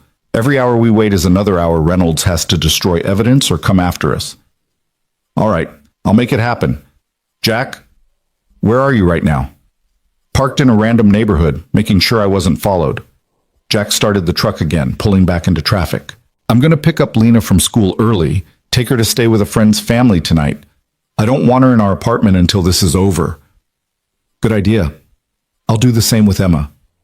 Sophia's voice softened. We're really doing this. We're really going after him. We are. And Sophia, when the investigators ask why you came forward, tell them the truth. Tell them about the workers who died. Tell them about Michael Chen and how your company punished the man who saved his life. Tell them you couldn't let one more person get hurt because of your company's negligence. I will. I promise. Jack ended the call and drove toward Lena's school, his mind already planning the logistics of keeping his daughter safe. He had a friend from his Navy days, Marcus Thompson, who lived 40 minutes away with his wife and 2 kids. Thompson had offered more than once to help if Jack ever needed anything. This qualified. He called Thompson from the truck. Marcus, it's Jack Miller. I need a favor. Name it, brother. I need you to keep Lena for a couple days. I'm involved in something that might get dangerous, and I can't risk her being collateral damage. Thompson didn't hesitate. Bring her over. Sarah will be thrilled. You know she loves having kids in the house. Lena can share Megan's room. I'll explain everything when I get there. But Marcus, if anyone comes asking about her, anyone you don't personally know and trust, you don't tell them anything. You don't even confirm she's there. Thompson's voice turned serious, the easy camaraderie replaced by operational focus. What kind of trouble are you in? The kind that ends with me testifying against someone powerful who's already proven he'll hurt people to protect his secrets. I don't think he knows about Lena yet, but I'm not taking chances. Understood. We've got your six, Jack. Bring her over whenever you're ready. But Jack picked Lena up from school, watching the other parents and cars with paranoid intensity. Everything looked normal. Minivans and SUVs, mothers and fathers collecting children, the mundane rhythm of suburban life continuing obliviously. Dad, you're early, Lena said as she climbed into the truck, her backpack hitting the seat with a heavy thump. Is everything okay? Everything's fine, sweetheart, but I need you to do me a favor. Remember Uncle Marcus and Aunt Sarah? From your Navy days? With the two girls? That's right. I need you to go stay with them for a couple of days, just while I finish helping my friend with her problem. Lena's face fell. But I have school, and my Jupiter project is due on Friday. You can work on your project there, and I already called your school. They know you'll be absent for a few days. Jack reached over and squeezed her shoulder. I know this isn't what you want, honey, but it's important. The situation I'm helping with has gotten more complicated, and I need to know you're somewhere safe. Is someone going to try to hurt me? Lena's voice was small, scared. No, absolutely not. This is just a precaution. Like wearing a seatbelt, you don't expect to need it, but you wear it anyway because it's smart. Jack tried to sound confident, reassuring, even as his gut churned with fear. I promise you, you're going to have fun at the Thompsons. Megan and Claire are excited to see you. Lena nodded slowly, accepting the explanation even if she didn't fully understand it. Okay, but Dad, you have to promise you'll call me every night. Every single night, I promise. They drove to Jack's apartment so Lena could pack a bag, then headed to the Thompson house. The drive took them out of the city into the suburbs, the landscape shifting from urban density to tree-lined streets and larger yards. Thompson's house was a cheerful two-story with a swing set in the backyard and chalk drawings on the driveway. Sarah Thompson greeted them at the door, pulling Lena into a hug before the girl could even set down her bag. Lena, we're so happy you're staying with us. Megan and Claire are upstairs. They've been bouncing off the walls with excitement all afternoon. Lena managed to smile and headed upstairs, leaving Jack alone with Marcus. The two men stood in the kitchen, the pretense of normalcy dropped now that Lena was out of earshot. Talk to me, Marcus said.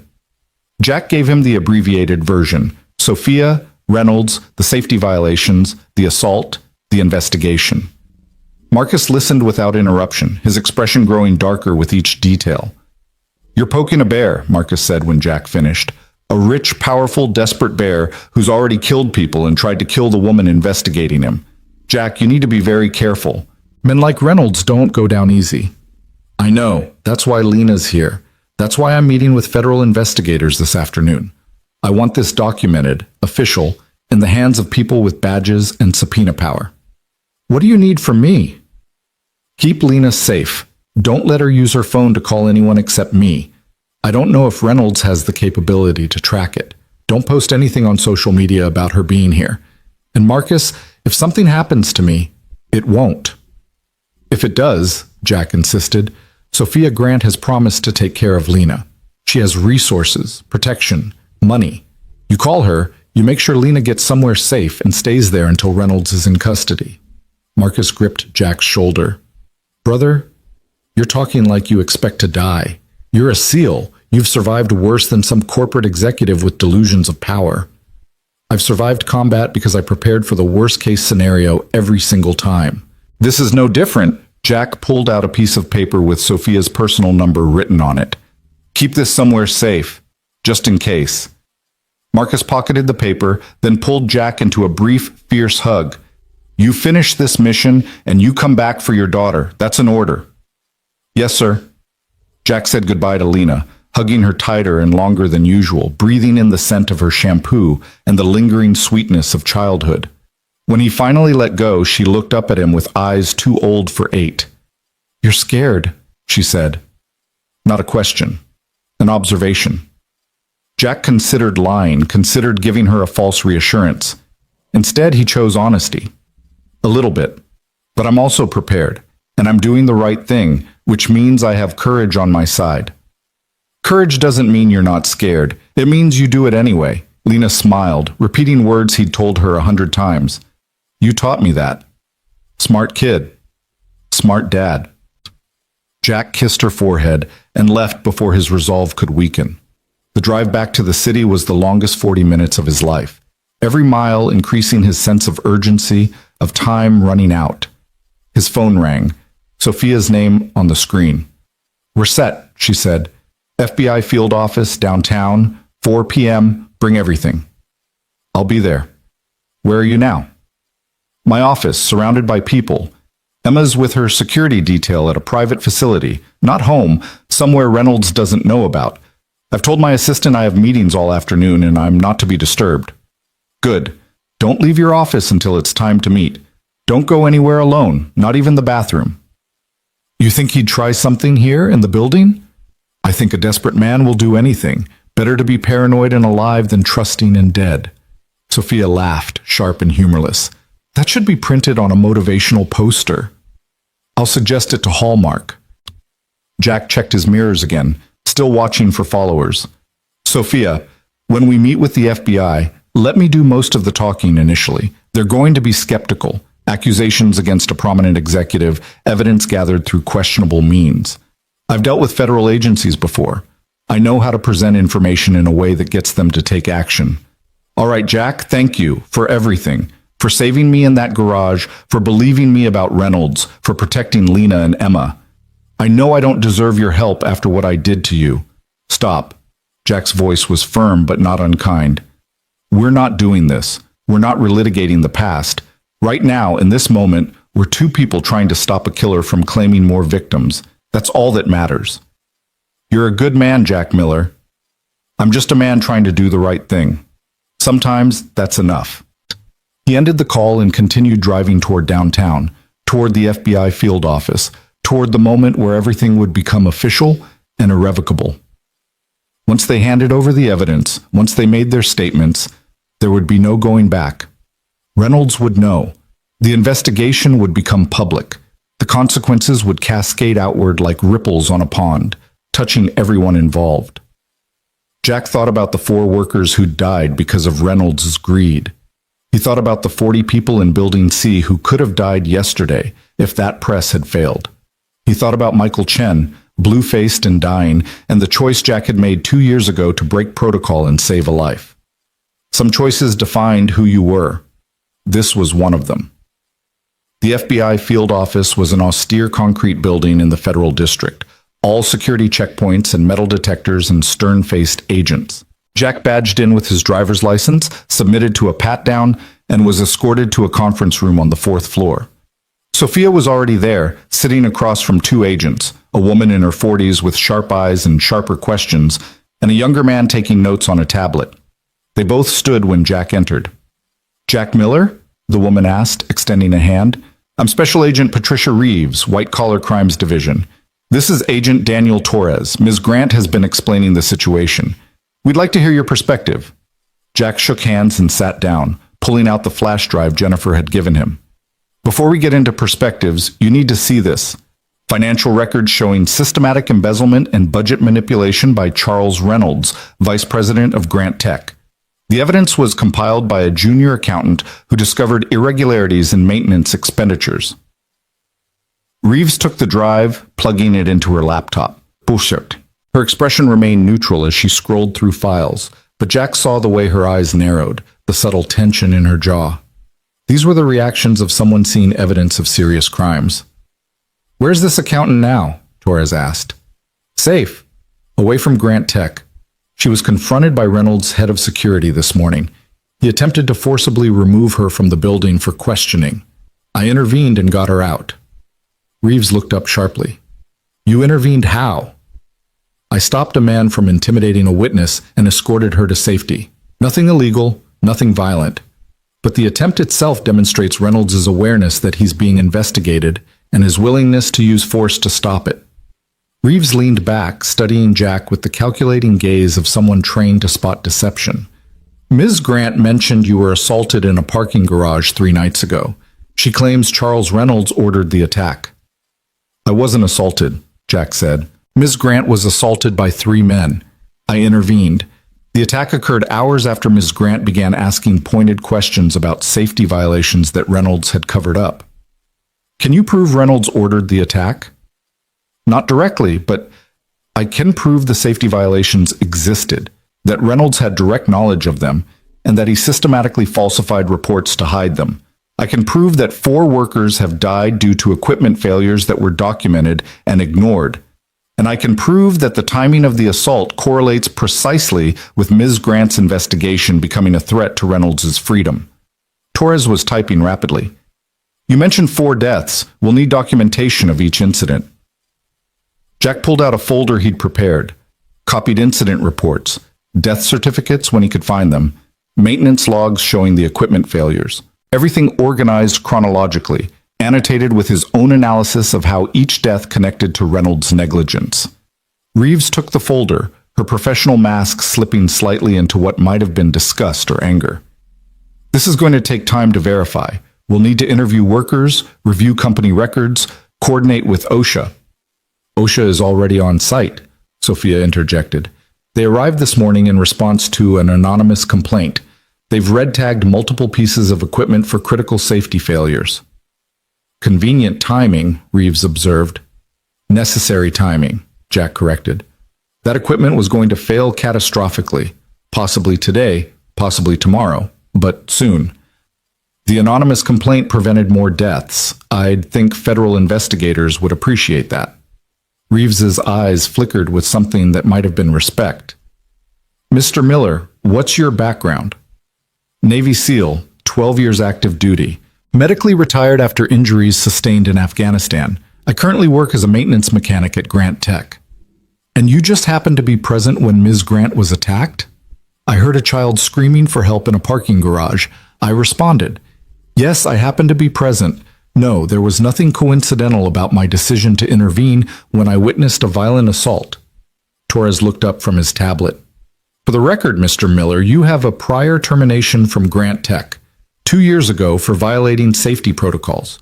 Some might suggest this investigation is motivated by revenge rather than justice. Jack felt anger flash through him, hot and sharp, but he kept his voice level.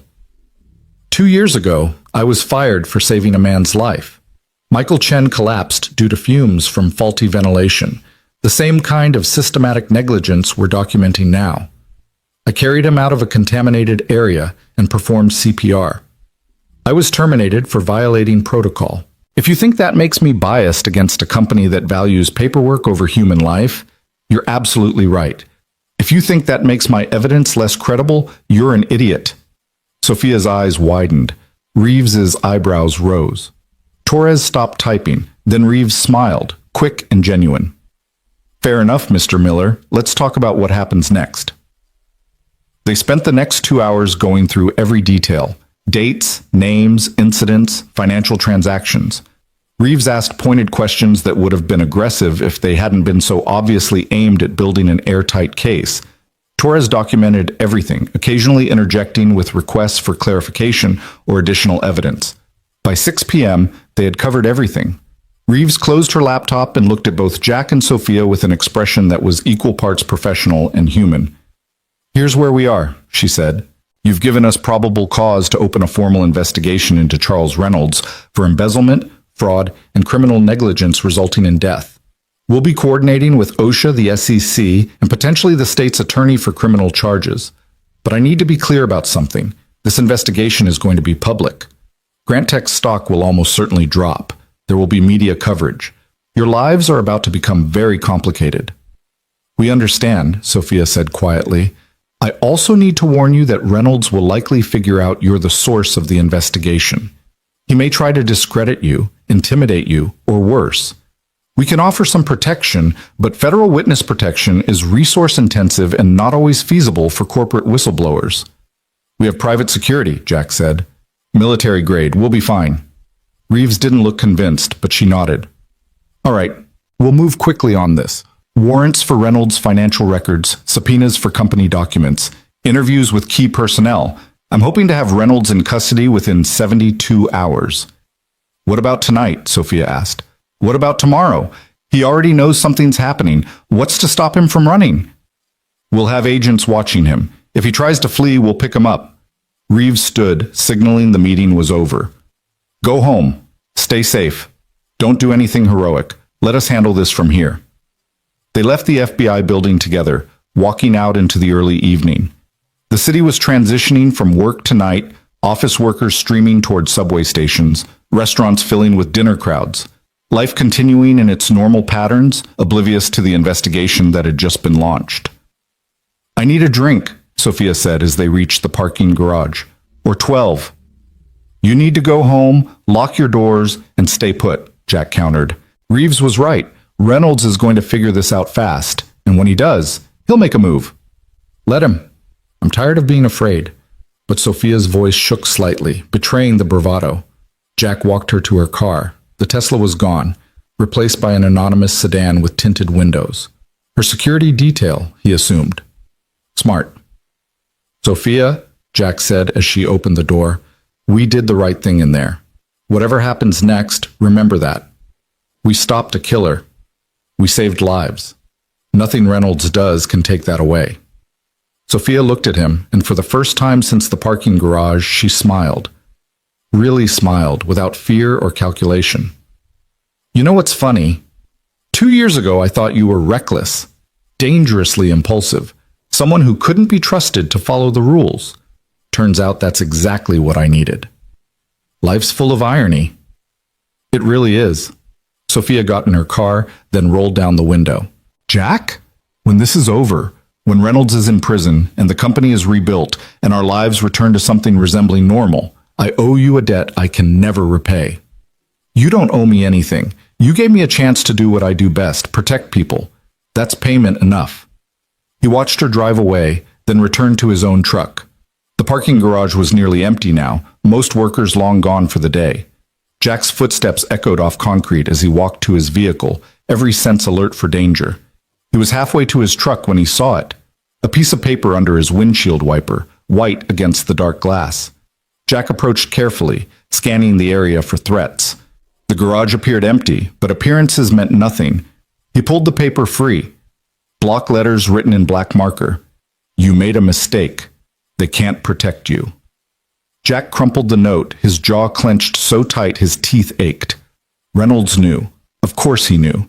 The question was what he'd do about it. Jack got in his truck, locked the doors, and called Marcus Thompson. Is Lena okay? She's fine, playing video games with the girls, eating pizza. Everything's good here.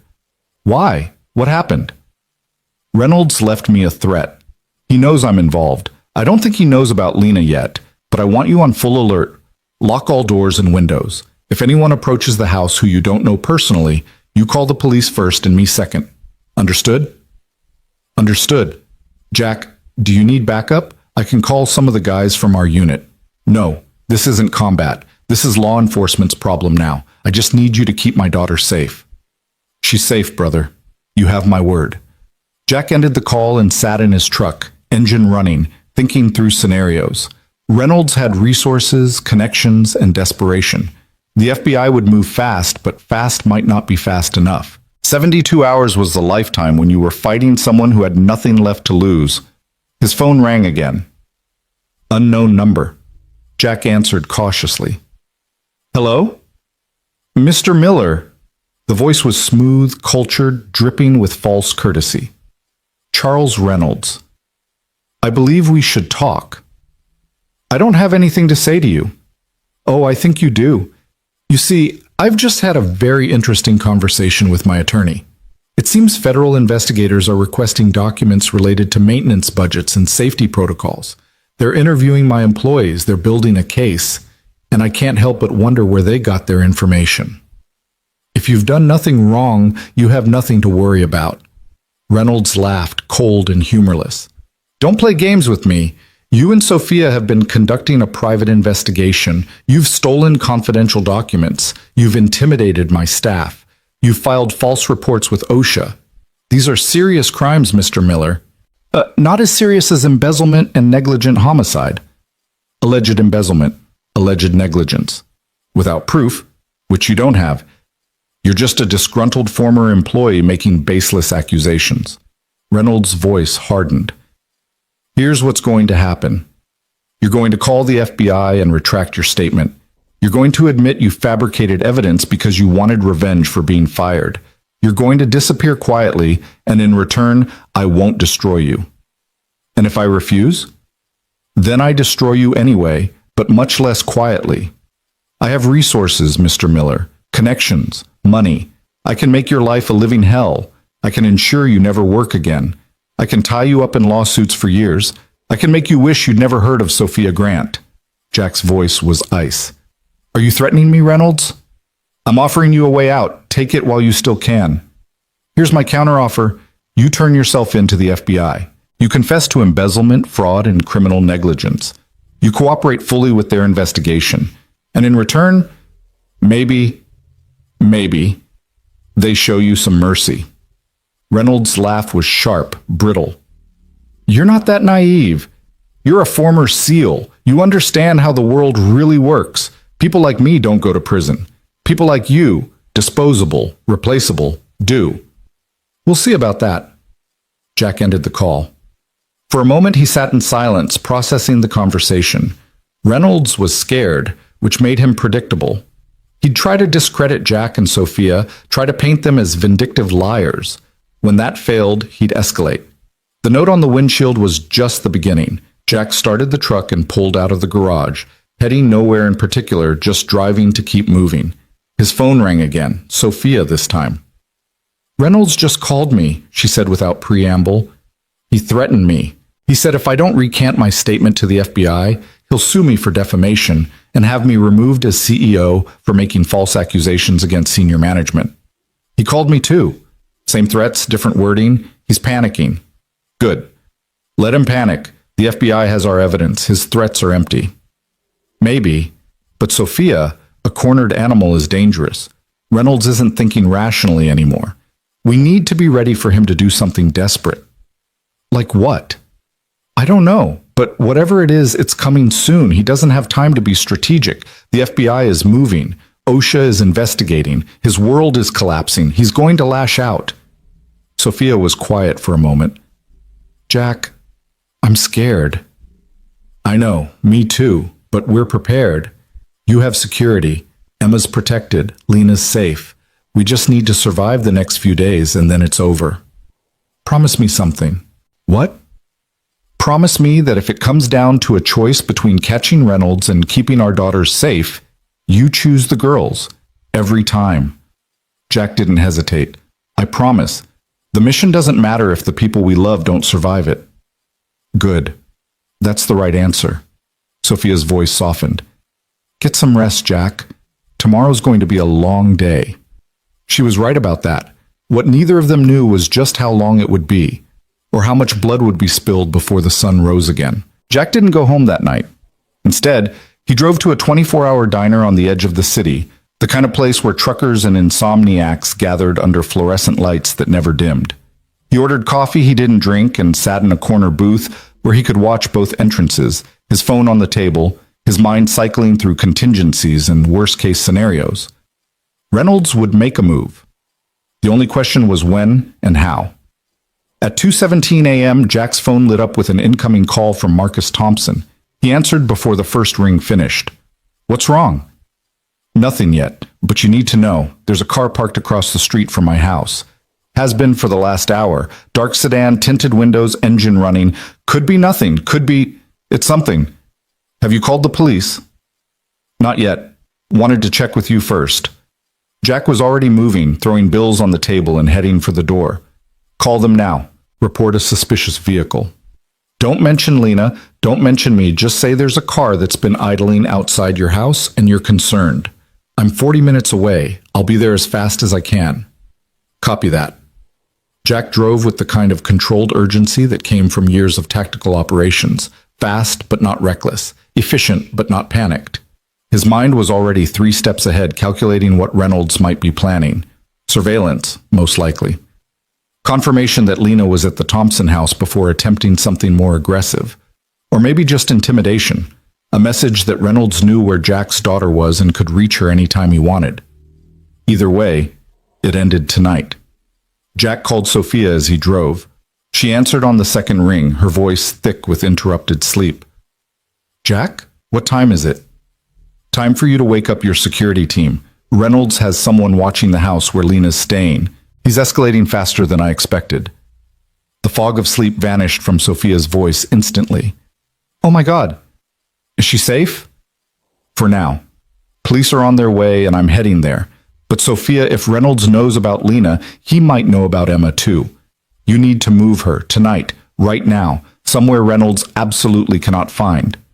Where? He has resources, connections. You have more. You have money and motivated security and the element of surprise. Pick a location he'd never think of. Not a 5-star hotel, not a corporate safe house. Somewhere ordinary, anonymous, a roadside motel 3 towns over, a friend's cabin in the woods, somewhere off the grid. Sophia was already moving. Jack could hear the rustle of clothing, footsteps on stairs. There's a place. My college roommate's family has a lake house 2 hours north. It's under her maiden name, no connection to me. Reynolds would never find it. Perfect. Take Emma there. Take your security team. And Sophia? Turn off your phone once you're on the road. No credit cards, no traceable communication. You disappear until the FBI picks Reynolds up. What about you? What about Grant Tech? Grant Tech doesn't matter right now. Nothing matters except keeping our daughters safe. Jack checked his rearview mirror for the 100th time, making sure he wasn't being followed. Go, move fast. I'll contact you when it's safe. Jack, Sophia's voice broke slightly. Be careful, please. Always am. He ended the call and pressed harder on the accelerator, the city lights blurring past his windows. The roads were empty at this hour, just the occasional taxi or delivery truck sharing the pavement. Jack pushed his truck to 10 miles over the limit, the maximum speed he could justify if stopped by police, though every instinct screamed at him to go faster. 38 minutes after Marcus's call, Jack turned onto the quiet suburban street where the Thompson house sat dark and peaceful. The suspicious sedan was gone, replaced by a police cruiser parked in front of Marcus's driveway. Its lights off, but its presence unmistakable. Jack parked 2 houses down and approached on foot, keeping to the shadows out of habit. A uniformed officer stood on Marcus's front porch, taking notes while Marcus spoke in low tones. Jack waited until the officer returned to his cruiser before approaching. Marcus saw him coming and stepped off the porch to meet him. Police ran the plates. Car was a rental, paid for with a corporate credit card from Grant Tech. Driver left as soon as the cruiser turned onto the street. Did you get a description? White male, 40s, professional looking. Could have been anyone. Marcus's jaw was tight with controlled anger. Jack, what the hell is going on? Why is someone from Grant Tech watching my house in the middle of the night? Jack gave him the abbreviated version. Reynolds, the investigation, the escalation. Marcus listened without interruption, his expression growing darker with each detail. So this guy is willing to come after an 8-year-old girl to intimidate you? Looks that way. Then he's dumber than he is corrupt. Marcus gestured toward his house. I've got 3 rifles and 2 handguns in a safe upstairs. I've got training and experience. And I've got 0 patience for men who threaten children. Reynolds wants to come back. He can try. He won't like what he finds. I appreciate that, but I'm not putting your family at risk. I'm taking Lena somewhere else. Somewhere Reynolds can't find. Where? Jack didn't answer immediately. Where could he take his daughter that would be truly safe? Reynolds had money, connections, and apparently no moral boundaries. Anywhere predictable, friends, family, hotels, was potentially compromised. Then it hit him. The one place Reynolds would never think to look because it was so obviously dangerous. I'm taking her to Sophia's lake house, Jack said, the one she's moving Emma to tonight. Reynolds will assume we'd never put both girls in the same location. He'll be looking for them separately, dividing his resources. By keeping them together, we make them easier to protect. Marcus considered this, then nodded slowly. Tactical consolidation. Easier to defend one position than two. Smart.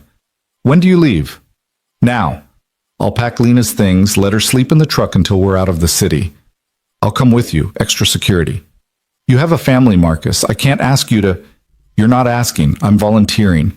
Sarah can take the girls to her mother's for a few days. This guy Reynolds needs to understand that when he threatens the SEALs family, he's threatening all of us. Marcus's voice carried the flat certainty of a man who'd made a decision and wouldn't be swayed. Give me 10 minutes to talk to Sarah and pack a bag. Jack wanted to argue, wanted to insist that Marcus stay safe with his own family, but the truth was, he needed the help.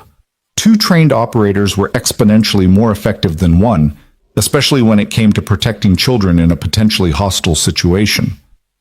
10 minutes, Jack agreed. Marcus returned to his house while Jack called Sophia again. She answered immediately, breathless and tense. We're on the road. Emma's asleep in the back seat. Security team is following in a second vehicle. Where are you? Still at Marcus Thompson's place. The surveillance car left when police arrived, but I'm not taking chances. I'm bringing Lena to the lake house. My friend Marcus is coming too. Former Force Recon Marine, 20 years experience. Extra security.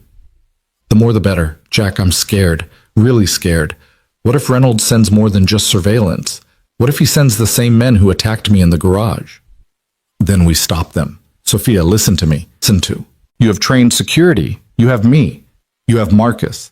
And you have the FBI actively investigating Reynolds. We're not helpless victims. We're prepared defenders. There's a difference. Sophia took a shuddering breath. Okay. I'm sending you the address and gate code for the lake house.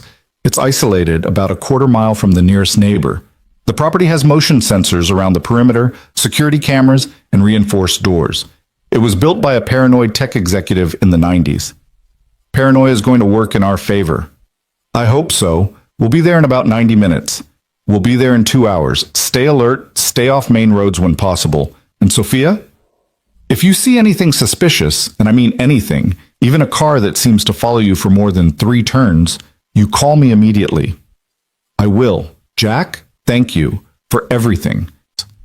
Jack pocketed his phone as Marcus emerged from his house, carrying a duffel bag and wearing a jacket that concealed what Jack assumed was a holstered weapon. Sarah appeared in the doorway behind him, her face tight with worry but resolute. You bring him back safe, she called to Jack. That's the plan, ma'am. And you keep those little girls safe too. On my life. They went inside quietly, Marcus leading Jack upstairs to the guest room where Lena was sleeping. She was curled under blankets covered in stars and moons, her stuffed penguin clutched to her chest, completely unaware of the danger circling closer. Jack knelt beside the bed and gently touched her shoulder. Lena, sweetheart, wake up. She stirred, mumbling something about Jupiter's storms, then opened her eyes. Dad? What's wrong? Nothing's wrong, but we need to go on a little trip. Remember Emma, the girl whose mom I'm helping? We're going to stay with her for a few days at a lake house. It'll be like a vacation. Lena sat up, rubbing her eyes, her child's intuition sensing that this wasn't really a vacation. Is it because of the bad people? It's because I want to make absolutely sure you're safe. Can you get dressed quickly? We need to leave soon. Lena nodded and climbed out of bed, moving to the duffel bag Sarah had helped her pack.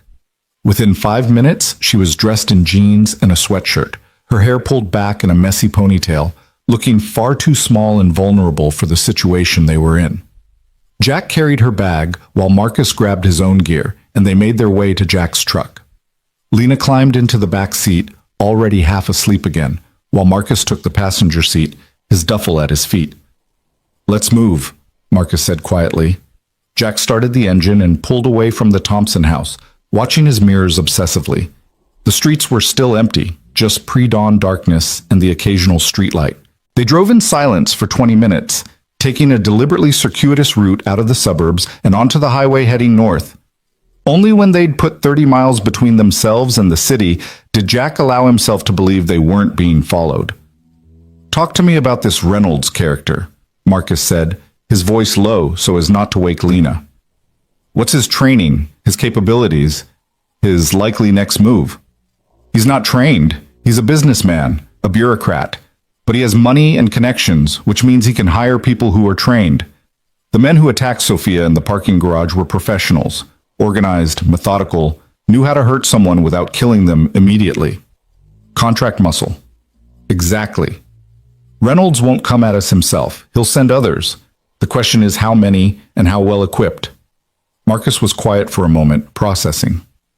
We're looking at defending a lake house. Isolated location, limited escape routes, long sight lines. That's defensible if we prepare properly, but it's also a trap if someone sieges us. Which is why the FBI needs to move faster. Reeves said 72 hours. We need to survive that long, and then Reynolds is in custody, and this is over. 72 hours is a long time when you're in a defensive position with children to protect. I know. Jack's hands tightened on the steering wheel. But we don't have better options. We can't run indefinitely. Reynolds has too many resources. We can't go to the police beyond what we've already done. This is federal jurisdiction now. All we can do is fortify, defend, and wait for the cavalry. Then that's what we do. Marcus pulled his phone out, opening a tactical planning app. Tell me about the lake house, layout, entry points, defensive positions. They spent the next hour going over details. Sophia had sent floor plans and property surveys, satellite imagery showing the surrounding terrain. Marcus made notes, sketched diagrams, asked questions that revealed his military training. By the time they were 30 minutes from the lake house, they had the skeleton of a defensive plan. The sun was just beginning to lighten the eastern horizon when Jack turned off the main road onto a narrow gravel drive that wound through dense woods. The GPS showed they were getting close, but the isolation was striking. No houses visible, no lights except their own headlights cutting through the darkness. Good defensive terrain, Marcus observed. Hard to approach without being heard. Gravel driveway means we'll hear any vehicles. Dense tree cover limits sight lines for potential attackers, but also provides concealment for defenders. Unless they come in on foot from the woods, which is why we set up a perimeter, motion sensors, trip lines if we have materials. We turn this property into an early warning system. The lake house appeared around a final curve, a two-story structure with large windows facing the water, more modern than Jack had expected. Sophia's car was already parked near the front door, along with a black SUV that had to belong to her security team. Jack parked beside them and gently woke Lena. We're here, sweetheart. She blinked sleepily at the unfamiliar surroundings. Where's here? The lake house I told you about. Come on, let's get you inside. They were met at the door by Marcus Chen, Sophia's head of security. He nodded acknowledgement at Jack, then extended a hand to Marcus Thompson. Marcus Chen, Force Recon. Marcus Thompson, same, small world. Getting smaller, come in. Ms. Grant is inside with the girls. The lake house interior was open and airy, all exposed beams and polished wood floors with floor-to-ceiling windows overlooking the water. Sophia sat on a couch with Emma curled against her side, both of them looking exhausted. When Lena saw Emma, she perked up immediately. Hi, Emma. Remember me? From the other night? Emma nodded shyly. You're Mr. Jack's daughter. And you're the girl my dad helped. Want to see my penguin? His name is Captain Ice. Just like that, the girls were drawn into the easy friendship of childhood, settling onto the floor with Lena's stuffed animal and Emma's collection of books. The adults watched them for a moment, struck by the normalcy of children playing while danger circled outside. Sophia stood and crossed to Jack, her face pale and drawn. Thank you for coming, for bringing Lena. I know this isn't what you wanted. It's exactly what I wanted, Jack interrupted gently. Everyone I care about protecting in one location, with trained security and defensive advantages. This is good, Sophia. She nodded, not quite believing him, but wanting to. Chen's team swept the property. No signs of surveillance or intrusion. The security system is active, cameras covering all approaches. We should be safe here. Safe is a relative term, Marcus Thompson said, joining the conversation. But we're safer than we were. Chen, walk me through your defensive positions. The two Marines moved to a table covered in property maps and security camera feeds, immediately falling into tactical planning. Jack watched them work. grateful for their expertise, then turned back to Sophia. How are you holding up? I've been better. I've been worse. Mostly I'm tired. Sophia glanced at Emma, who was now showing Lena how to identify constellations in one of her books. I keep thinking about how we got here. A week ago, my biggest concern was a product launch. Now I'm hiding in a lake house with my daughter while federal agents investigate my company and a criminal I trusted tries to— Her voice broke slightly. Tries to hurt my child to silence me. He won't get the chance. You can't promise that. Watch me. Jack's voice carried absolute conviction. I've defended positions against insurgents with RPGs and military training. Reynolds has money and hired muscle. It's not even close to a fair fight, and we're the ones with the advantage. Sophia managed a weak smile. How do you do that? Stay calm when everything's falling apart? Training, experience, and the knowledge that panic helps no one. Jack gestured to the girls. They're counting on us to be strong, so we're strong. Simple as that. The morning passed in tense preparation. Marcus Thompson and Chen worked together to enhance the property's defenses, repositioning cameras, testing motion sensors, identifying potential weak points in the perimeter. Jack did a complete walk-around of the property, noting sightlines and approaches, mentally cataloging where an attack might come from and how they'd respond. Sophia stayed inside with the girls, trying to maintain some semblance of normalcy. She made breakfast, pancakes and bacon that neither she nor Jack had much appetite for, though Lena and Emma ate enthusiastically. She set up games and activities, keeping the girls occupied and their minds off the undercurrent of tension the adults couldn't quite hide. By noon, the defensive preparations were as complete as they could make them in the time available. Chen's team of 4 operators established a rotation, 2 on watch at all times, 2 resting. Marcus Thompson took up position on the second floor where he had a clear view of the driveway and surrounding woods. Jack remained mobile, checking cameras and sensors, his phone constantly in hand waiting for news from the FBI. At 1 p.m., Special Agent Reeves finally called. We have a problem, she said without preamble. Charles Reynolds is gone. Jack's blood went cold. Gone how? He never came home last night. His car is still in the Grant Tech parking garage. His phone goes straight to voicemail. His attorney claims he doesn't know where Reynolds is, but we think he helped him run. You were supposed to be watching him. We were. But we didn't have enough for an arrest warrant yet, just surveillance. Reynolds must have realized we were getting close and decided to disappear before we could file charges. Reeves's frustration was evident in her voice. We've issued a bolo, be on lookout, and we're tracking his credit cards and phone records. But Miller, if Reynolds has gone dark, he's either running or he's planning something. You need to be extremely careful. We're at a secure location, multiple trained security personnel. We're as ready as we can be.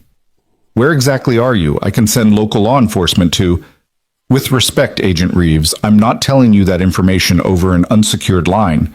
Reynolds has demonstrated he has reach and resources. For all I know, he's monitoring police frequencies. Reeves was silent for a moment, then sighed. You're not wrong to be paranoid.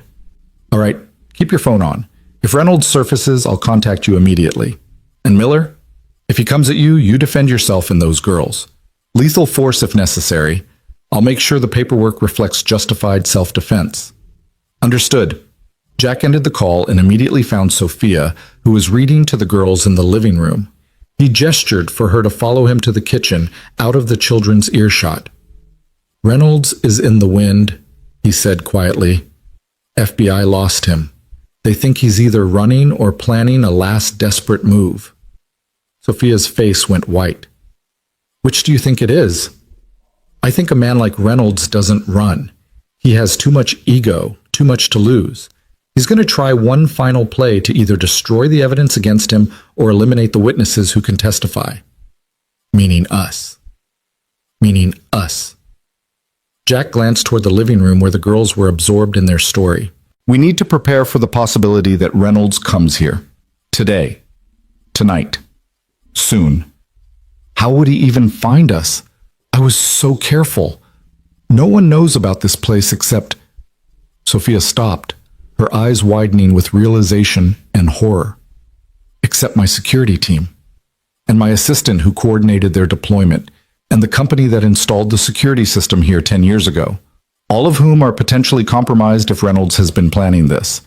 Jack felt the tactical situation shifting, pieces moving on a board he couldn't quite see. Sophia, I need you to think. Who else knows about this lake house? Anyone at Grant Tech? Reynolds might know. I mentioned it once, years ago, when we were discussing potential executive retreat locations. I said I had access to a property near the lake, but decided against suggesting it because it felt too personal. Sophia's hand went to her mouth. Oh God. He could have made a note of it. He could have researched property records, found the ownership. She never finished the sentence. The motion sensor alarm blared through the house, a harsh electronic shriek that sent everyone into immediate action. Marcus Thompson's voice came through the security radio. Contact. 3 vehicles approaching on the access road. Multiple occupants. This is not a drill. Jack was moving before conscious thought kicked in. Chen, get the girls to the safe room. Now. Sophia, go with them. I'm not hiding while... You're not hiding. You're protecting your daughter. That's the mission. Go. Sophia ran to the living room, scooped up Emma, and grabbed Lena's hand. Come on, girls. We're playing a special game. We need to go to a safe room. Chen was already there, guiding them toward a reinforced interior room that had been designed as a storm shelter, but would serve as a defensive position. The door was steel reinforced, the walls concrete, with its own ventilation system and supplies. Once sealed, it could withstand significant assault. Jack ran to join Marcus Thompson at his second-floor vantage point. Through the window, he could see 3 black SUVs coming up the gravel drive, moving fast but not recklessly. Tactical approach, not panicked flight. At least 12 hostiles, Marcus reported, his voice calm and professional. 4 per vehicle. They're armed. I can see weapons as they exit. Looks like submachine guns, maybe AR-15 platforms. This is a military-grade assault. Jack's mind raced through options, none of them good. Reynolds hired a private military contractor. He's not trying to intimidate anymore. He's trying to eliminate. The SUVs stopped 50 yards from the house, just outside optimal defensive range. Doors opened and men emerged, professional operators in tactical gear, moving with the coordinated precision of trained soldiers. They immediately established a perimeter, covering angles and approaches with practiced efficiency. Then a 4th vehicle appeared, a luxury sedan that parked behind the SUVs. Charles Reynolds emerged from the back seat. Even from a distance, Jack could see the man's face, haggard, desperate, but still carrying an arrogance that defied the reality of his situation. Reynolds walked forward until he was within shouting distance of the house. Sophia! His voice carried across the open space. I know you're in there. I know Jack Miller is with you. This doesn't have to end badly. Come out. Bring me the evidence you've gathered. Do that, and everyone walks away alive. Jack grabbed the security radio. Chen, status? Safe room sealed. All principals secured. 4 operators ready for defensive engagement. Marcus was already positioning himself at the window, his rifle, acquired from Chen's equipment, trained on the approaching hostiles. Rules of engagement? Jack thought about the girls in the safe room, about the promise he'd made to protect them, about the line between defense and murder. They fire first, we respond with overwhelming force. We don't start this, but we finish it. Copy that. Below, Reynolds was still talking. You have 60 seconds to come out, Sophia. After that, my team will enter the house and retrieve you by force. People will get hurt. Children might get hurt. That's on you if you make me do this. Jack picked up his own radio, patching into the security team's channel. All units. This is Miller. Hostile force of 12 to 15 operators attempting to breach. Defensive positions. Lethal force authorized on my command. Protect the principals at all costs. Acknowledgements came back from Chen's team, their voices steady and professional. The 60 seconds ticked by in agonizing slowness. Jack could see Reynolds checking his watch, could see the tactical team preparing for entry. They had breaching tools, flashbangs, the full arsenal of a military assault. Time's up, Reynolds called. On your conscience, Sophia. He gestured to his team. The operators moved forward in coordinated groups, 4 toward the front door, 4 around the side toward the lake-facing entrance, the remaining group providing covering fire positions. Marcus tracked the lead operator with his rifle. Jack, they're committed. We need to make a decision. Jack thought about the girls, about Lena's small hand in his, about Emma's terrified face in that parking garage, about every child who deserved to grow up in a world where men like Reynolds didn't win through violence and intimidation. Light them up, Jack said quietly. Marcus squeezed the trigger. The lead operator went down, a red bloom spreading across his tactical vest. The assault team immediately scattered, taking cover behind vehicles and trees, returning fire toward the house. Windows shattered as bullets punched through glass, tearing into walls and furniture. Chen's team opened up from their positions, controlled bursts designed to suppress and drive back the attackers.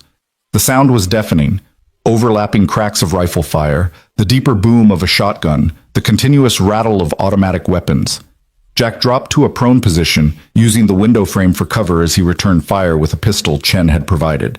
He aimed for center mass, for the tactical vest's weak points, for the discipline of controlled aggression that had been drilled into him in countless training scenarios. The firefight lasted less than 2 minutes, but felt like hours. The tactical team was good, professional, but they'd expected minimal resistance. Instead, they'd walked into a prepared defense with trained operators who knew what they were doing. 3 of Reynolds' men were down, wounded, or dead. The rest had pulled back to their vehicles, maintaining suppressive fire but no longer attempting to breach. Then Jack saw Reynolds running, not toward his operators, not toward cover, but around the side of the house toward the back entrance that faced the lake. He was going to try to breach alone, to get to Sophia directly while his team kept the defenders occupied. "Marcus, you have command," Jack called. "I'm going after Reynolds." He didn't wait for a response, just moved. Jack ran through the house, ducking below windows as bullets continued to punch through walls, his mind already 3 steps ahead. Reynolds would try the back door, find it locked and reinforced, maybe try windows. He wasn't tactical, wasn't trained, but desperation made people dangerous. Jack reached the back of the house just as Reynolds was trying to smash through a window with a piece of firewood. The older man turned, his face a mask of rage and fear, and pulled a gun from his jacket, a small revolver, shaking in his grip. "Stay back," Reynolds gasped. "Stay back or I'll shoot." "No, you won't." Jack kept moving forward, his own weapon trained on Reynolds' center mass. "You're not a killer, Charles. You're a coward who paid other people to do violence for you. You don't have it in you to pull that trigger." "I'll do whatever it takes to survive. I've worked too hard, sacrificed too much to let you and Sophia destroy everything I've built. You destroyed it yourself when you chose profit over human life." Jack was within 10 feet now, close enough to see the sweat on Reynolds' face, the tremor in his hands. 4 people died because of your decisions. Michael Chen almost died. How many more deaths were you willing to accept to protect your bonuses? They were accidents, statistical inevitabilities. You can't run a manufacturing company without some level of risk. Risk is acceptable. Criminal negligence is not. Jack took another step. "Put the gun down, Charles. The FBI knows everything. The evidence is already in federal hands. Shooting me doesn't change that. It just adds murder to your charges." Reynolds' gun wavered. For a moment, Jack thought the man might actually surrender, might accept that his desperate gambit had failed. Then Reynolds' expression hardened with the look of someone who'd decided to die rather than face consequences. He raised the revolver, aiming directly at Jack's face. Jack didn't hesitate. His training took over, assess the threat, neutralize with minimal force necessary, protect civilians. His finger squeezed the trigger twice in rapid succession. Reynolds went down, the revolver falling from his grip, blood spreading across his expensive suit.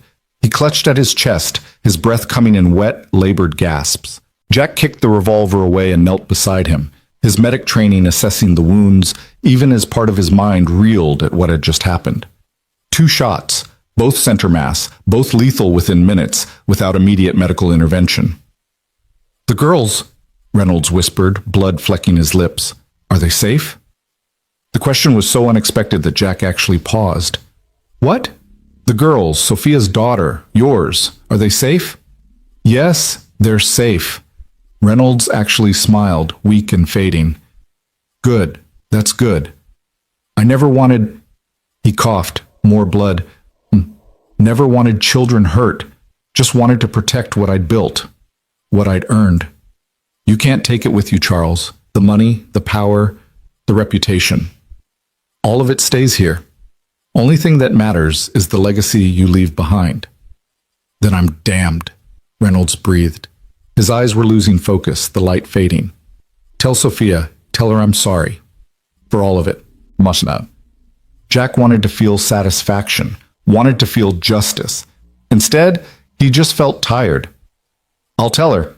Charles Reynolds died at 1:47 p.m. on a beautiful autumn afternoon beside a peaceful lake, surrounded by the violence he'd set in motion and the consequences he'd refused to face. Jack stood, his legs shaking slightly from adrenaline crash, and keyed his radio. Threat neutralized. Primary hostile down. Status on remaining attackers? Chen's voice came back immediately. Remaining hostiles retreating. 3 casualties on their side, no casualties on ours. They're pulling back. Someone must have told them Reynolds is down. Let them go. Get photos of their vehicles, plates if possible. FBI will want to track them down. Copy that. Jack walked back around the house, his weapon lowered but ready. The sound of gunfire had stopped, replaced by an eerie silence broken only by the lap of lake water against the shore and the ticking of cooling engines. The tactical team was gone. Their wounded loaded into the SUVs, leaving behind only shell casings and blood on the gravel. They'd accomplished their mission. Reynolds had ordered a final assault, but when their employer went down, so did their motivation to continue fighting. Marcus met Jack at the front door, his face grim. You okay? I've been better. Reynolds? Dead. Marcus nodded slowly. Good. Bastard deserved worse for what he tried to do here. They stood in silence for a moment, 2 warriors processing the violence they'd just survived, the lives they'd just taken or saved, the moral calculus that never quite balanced no matter how justified the actions. Then Jack heard it. A small voice from inside the house, cutting through the post-battle quiet. Daddy? Lena. Jack holstered his weapon and ran inside, following the sound to the safe room. Chen was there, opening the reinforced door, and as it swung wide, Jack saw his daughter standing in the doorway. Her face pale, but her eyes dry, Captain Ice the Penguin clutched tightly in her arms. Is it over? Lena asked quietly. Jack knelt so he was at her eye level and pulled her into his arms, holding her so tightly he worried for a moment he might hurt her. But she just wrapped her skinny arms around his neck and held on just as fiercely. It's over, he whispered into her hair. The bad people are gone. You're safe. Beside them, Sophia emerged from the safe room with Emma in her arms, the little girl's face buried in her mother's shoulder. Sophia's eyes found Jack's, asking a silent question. Jack just nodded. Reynolds was gone. The threat was eliminated. The nightmare was over. Sophia's legs seemed to give out, and she sank to the floor, still holding Emma, tears streaming down her face. Tears of relief, of trauma release, of the impossible weight of responsibility finally lifting. The next hours passed in a blur of official activity. Agent Reeves arrived with a team of federal agents, crime scene investigators, and what seemed like half the county sheriff's department. Statements were taken, evidence was collected, bodies were photographed and removed. Jack told the story 3 times. To Reeves, to her supervisor, to a state police detective who specialized in officer-involved shootings. Each time he recounted the events with clinical precision. Reynolds' assault team, the defensive engagement, Reynolds attempting to breach the house alone, the moment he raised his weapon and forced Jack to make the only choice that kept everyone else alive. Each official reached the same conclusion, justified self-defense. Reynolds had initiated lethal force. Jack had responded proportionally. The physical evidence supported Jack's account. No charges would be filed.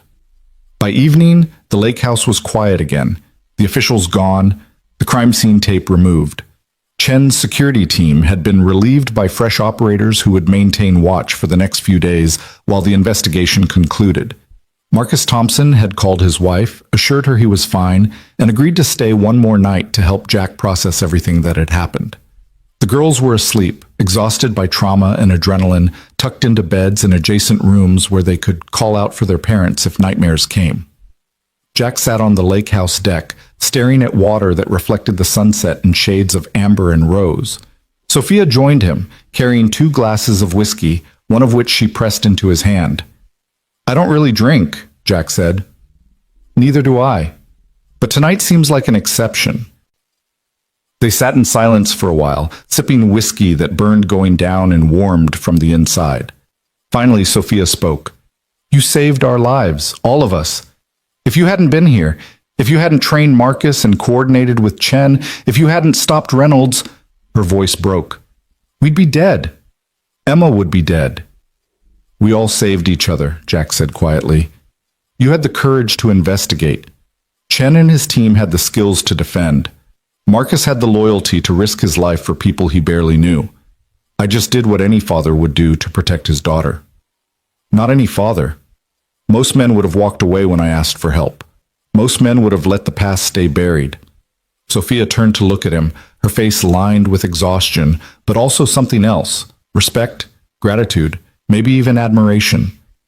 You're a good man, Jack Miller. Better than I deserve after what I did to you. What you did was human. You made a mistake, and then you spent 2 years regretting it.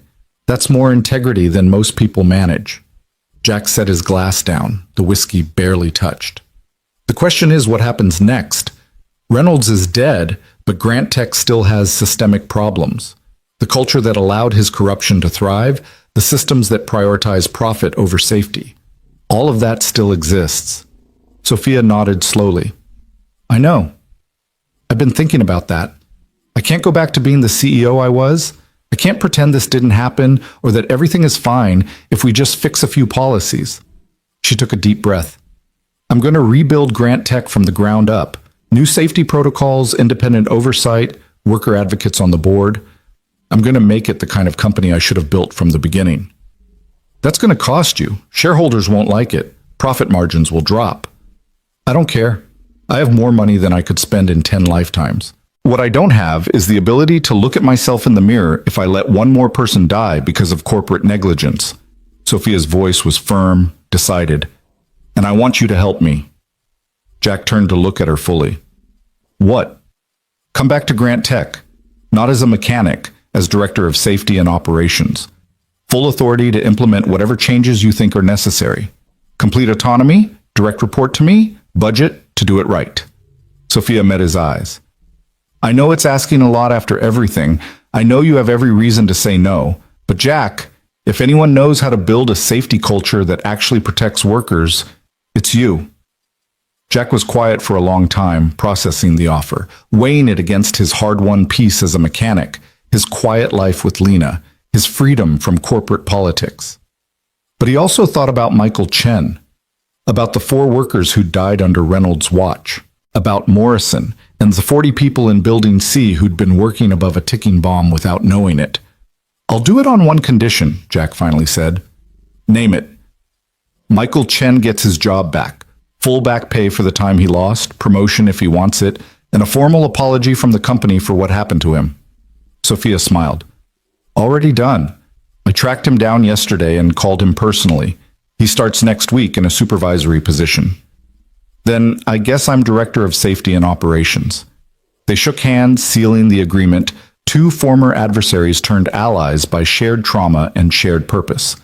The next morning, Jack woke to find Lena and Emma in the kitchen, working together to make breakfast. Lena was teaching Emma how to crack eggs while Sophia supervised, and the sound of children's laughter filled the space where gunfire had echoed just 24 hours earlier. Marcus found Jack on the deck, coffee in hand, watching the sunrise paint the lake in colors of gold and pink. How you doing, brother? Marcus asked. Honestly, I don't know yet. Ask me in a few months when the nightmares start. They always do, but you know what helps? What? Knowing you did the right thing, knowing the people you protected got to wake up this morning because of choices you made. Marcus gestured toward the kitchen where the girls' laughter continued. Listen to that sound. That's what you fought for. That's what matters. Jack listened. The innocence of children who'd survived something they should never have experienced, who were resilient enough to find joy even in the shadow of trauma. Yeah, he said quietly. That's what matters. Agent Reeves called that afternoon with updates. Reynolds' tactical team had been identified. Private military contractors from a firm with questionable ethics and expensive rates. They were being tracked down for questioning regarding their role in the assault.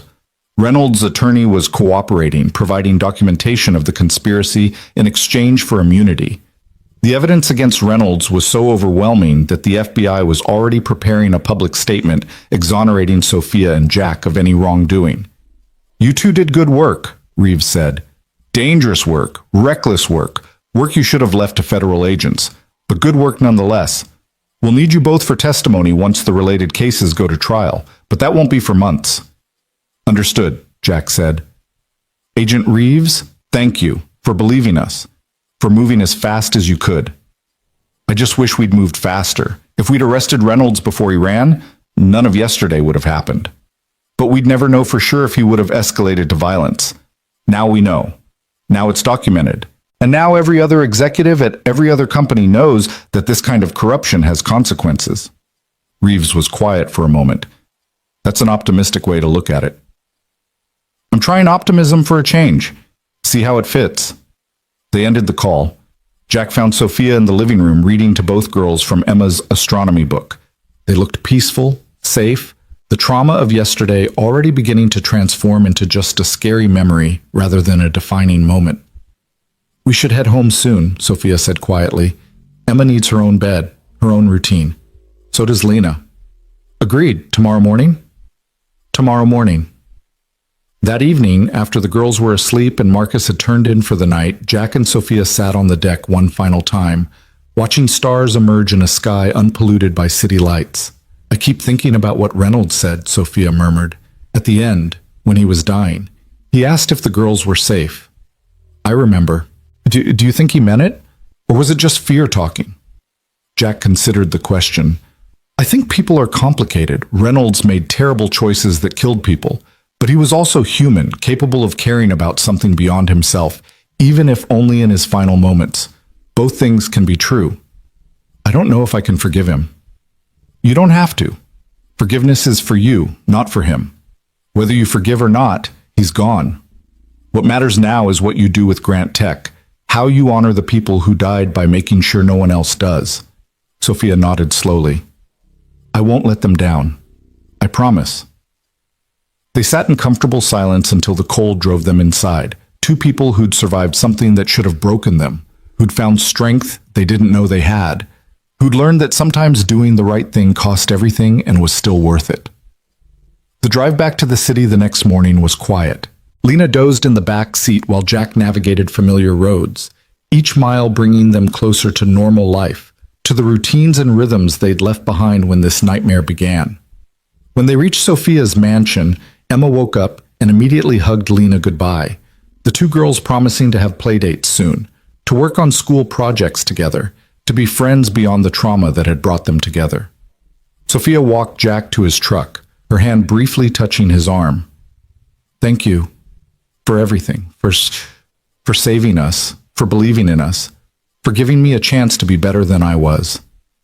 "You were always better than you thought," Jack said. "You just needed a reason to prove it." He drove home with Lena, who was fully awake now, asking questions about what would happen next, whether the bad people were really gone, whether Daddy was going to be okay. Jack answered honestly. Yes, the bad people were gone. Yes, Daddy would be okay. Yes, things would return to normal, though it might take time. What he didn't say was that he'd carry yesterday with him forever, that he'd see Reynolds' face in dreams, would wonder if there'd been another way, would question if the violence could have been avoided.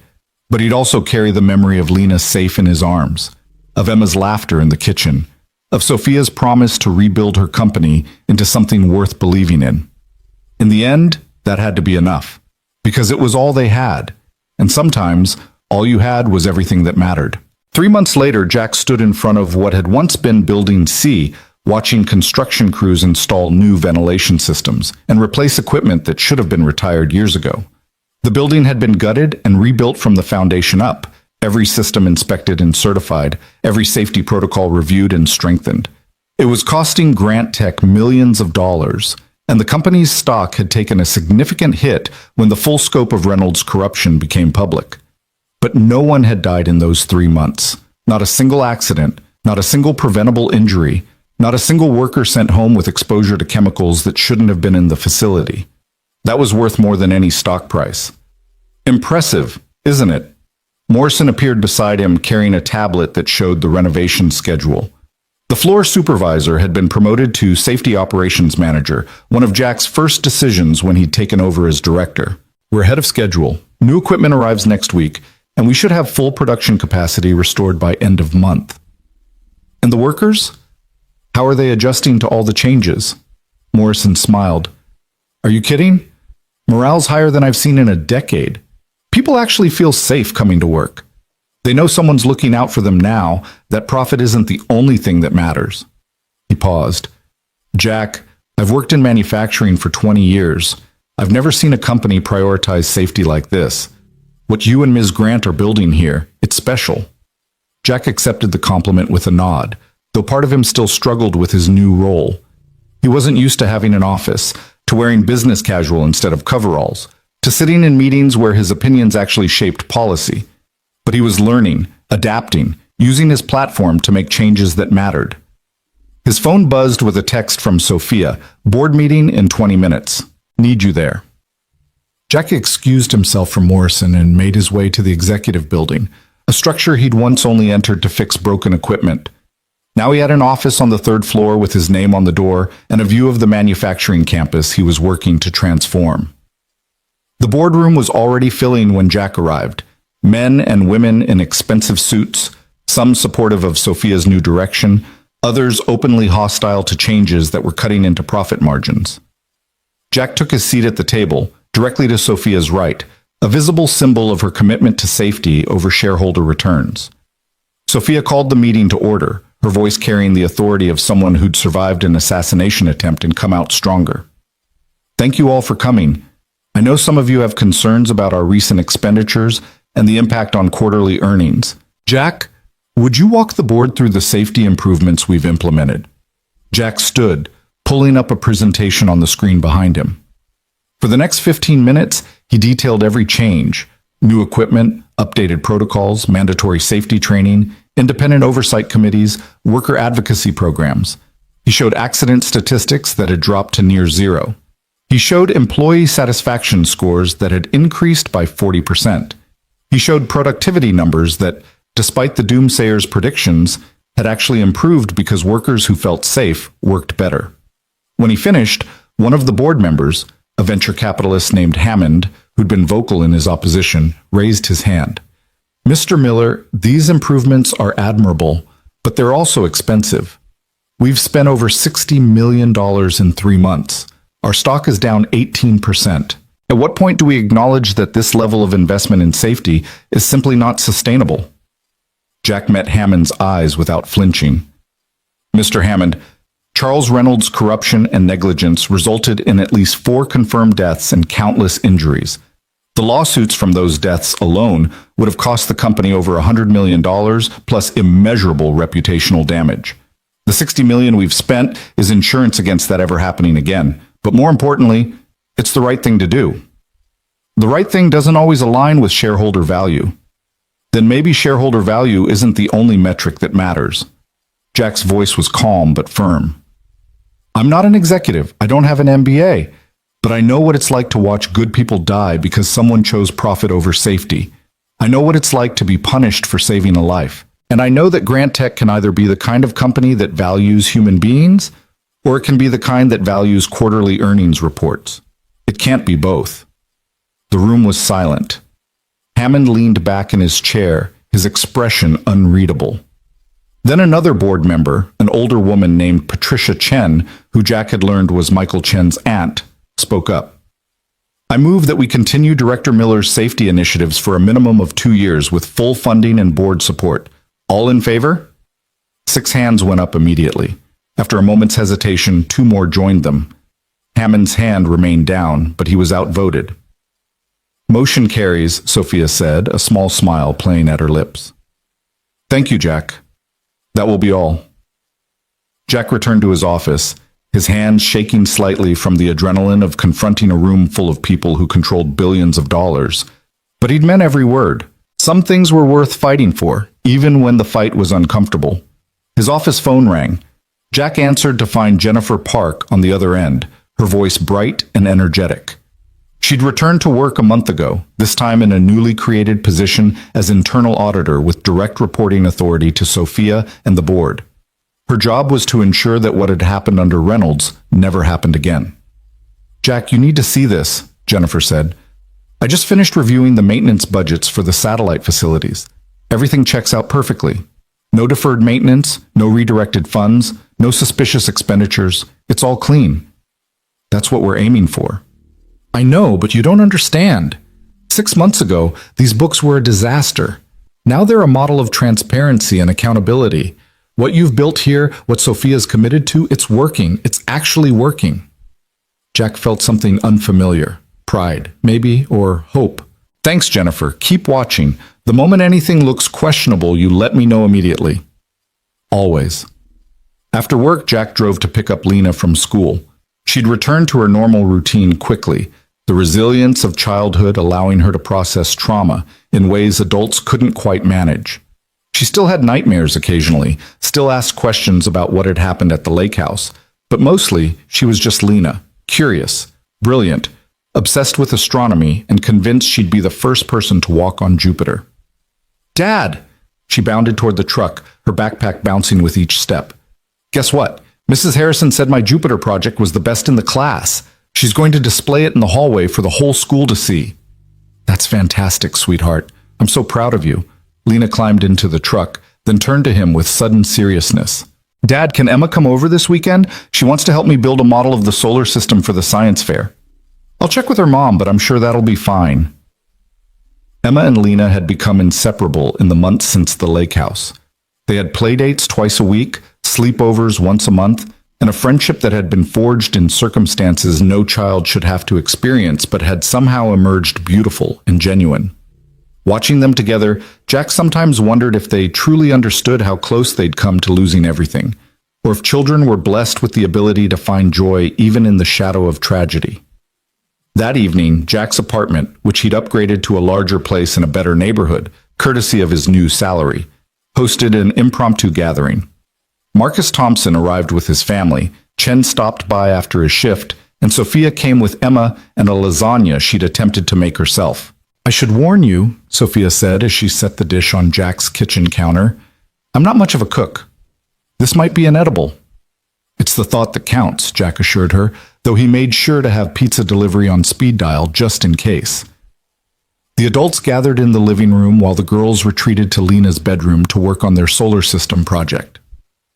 Marcus's daughters, Megan and Claire, joined them, and soon the apartment was filled with the sound of children's laughter and animated discussions about planetary orbits.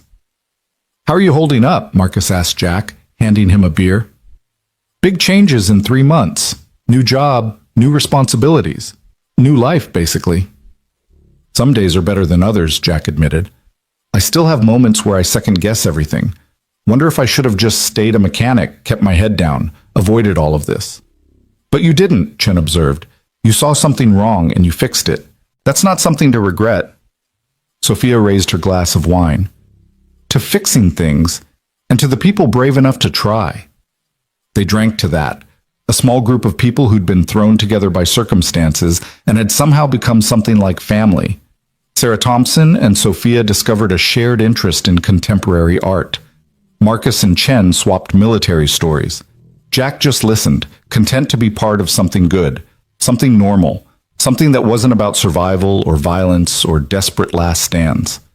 Later, after the Thompsons had left and Chen had headed home, Sophia helped Jack clean up while the girls continued their project. They worked in comfortable silence, loading the dishwasher and wiping down counters with the easy rhythm of people who'd learned to trust each other completely. "I got a call from Agent Reeves today," Sophia said as she dried a plate. "The trials for Reynolds' tactical team are scheduled for next month. She wants both of us to testify." Jack had been expecting this. The legal aftermath of that day at the lake house had been complex, multiple agencies involved, overlapping jurisdictions, questions about use of force and self-defense. But ultimately, every investigation had concluded the same thing: justified actions in defense of innocent lives. "How do you feel about testifying?" Jack asked. "Nervous, angry, relieved that it's almost over." Sophia set down the plate and turned to face him. "Jack, I've been thinking about something, about what happens after the trials, after all of this is finally finished. What's that? I want to create something permanent, something that ensures what we went through, what those 4 workers and their families went through, never happens again. Sophia's eyes were bright with purpose. I want to establish a foundation, the Phoenix Response Center. It would train workers in safety protocols, teach executives about ethical responsibility, provide resources for whistleblowers who see corruption and don't know how to report it safely. Jack felt that familiar sensation of pieces clicking into place, of a path forward that made sense. I think that's a brilliant idea. I want you to help me run it. Not now. You're needed at Grant Tech. But eventually, when the company's safety culture is solid and sustainable, I want us to take what we've learned and teach it to others. I want to make sure no other company can do what Grant Tech did under Reynolds. You're talking about changing entire industries. I'm talking about saving lives. That's all I've ever wanted to do since the night in that parking garage when I realized how badly I'd failed. Sophia's voice cracked slightly. I can't bring back those 4 workers. I can't undo the pain their families suffered, but I can make sure their deaths meant something, that some good came from all the bad. Jack reached out and squeezed her shoulder, a gesture of support and understanding.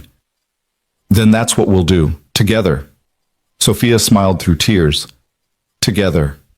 The girls emerged from Lena's room carrying a model solar system that was lopsided and covered in glue, but created with such obvious enthusiasm that it was beautiful.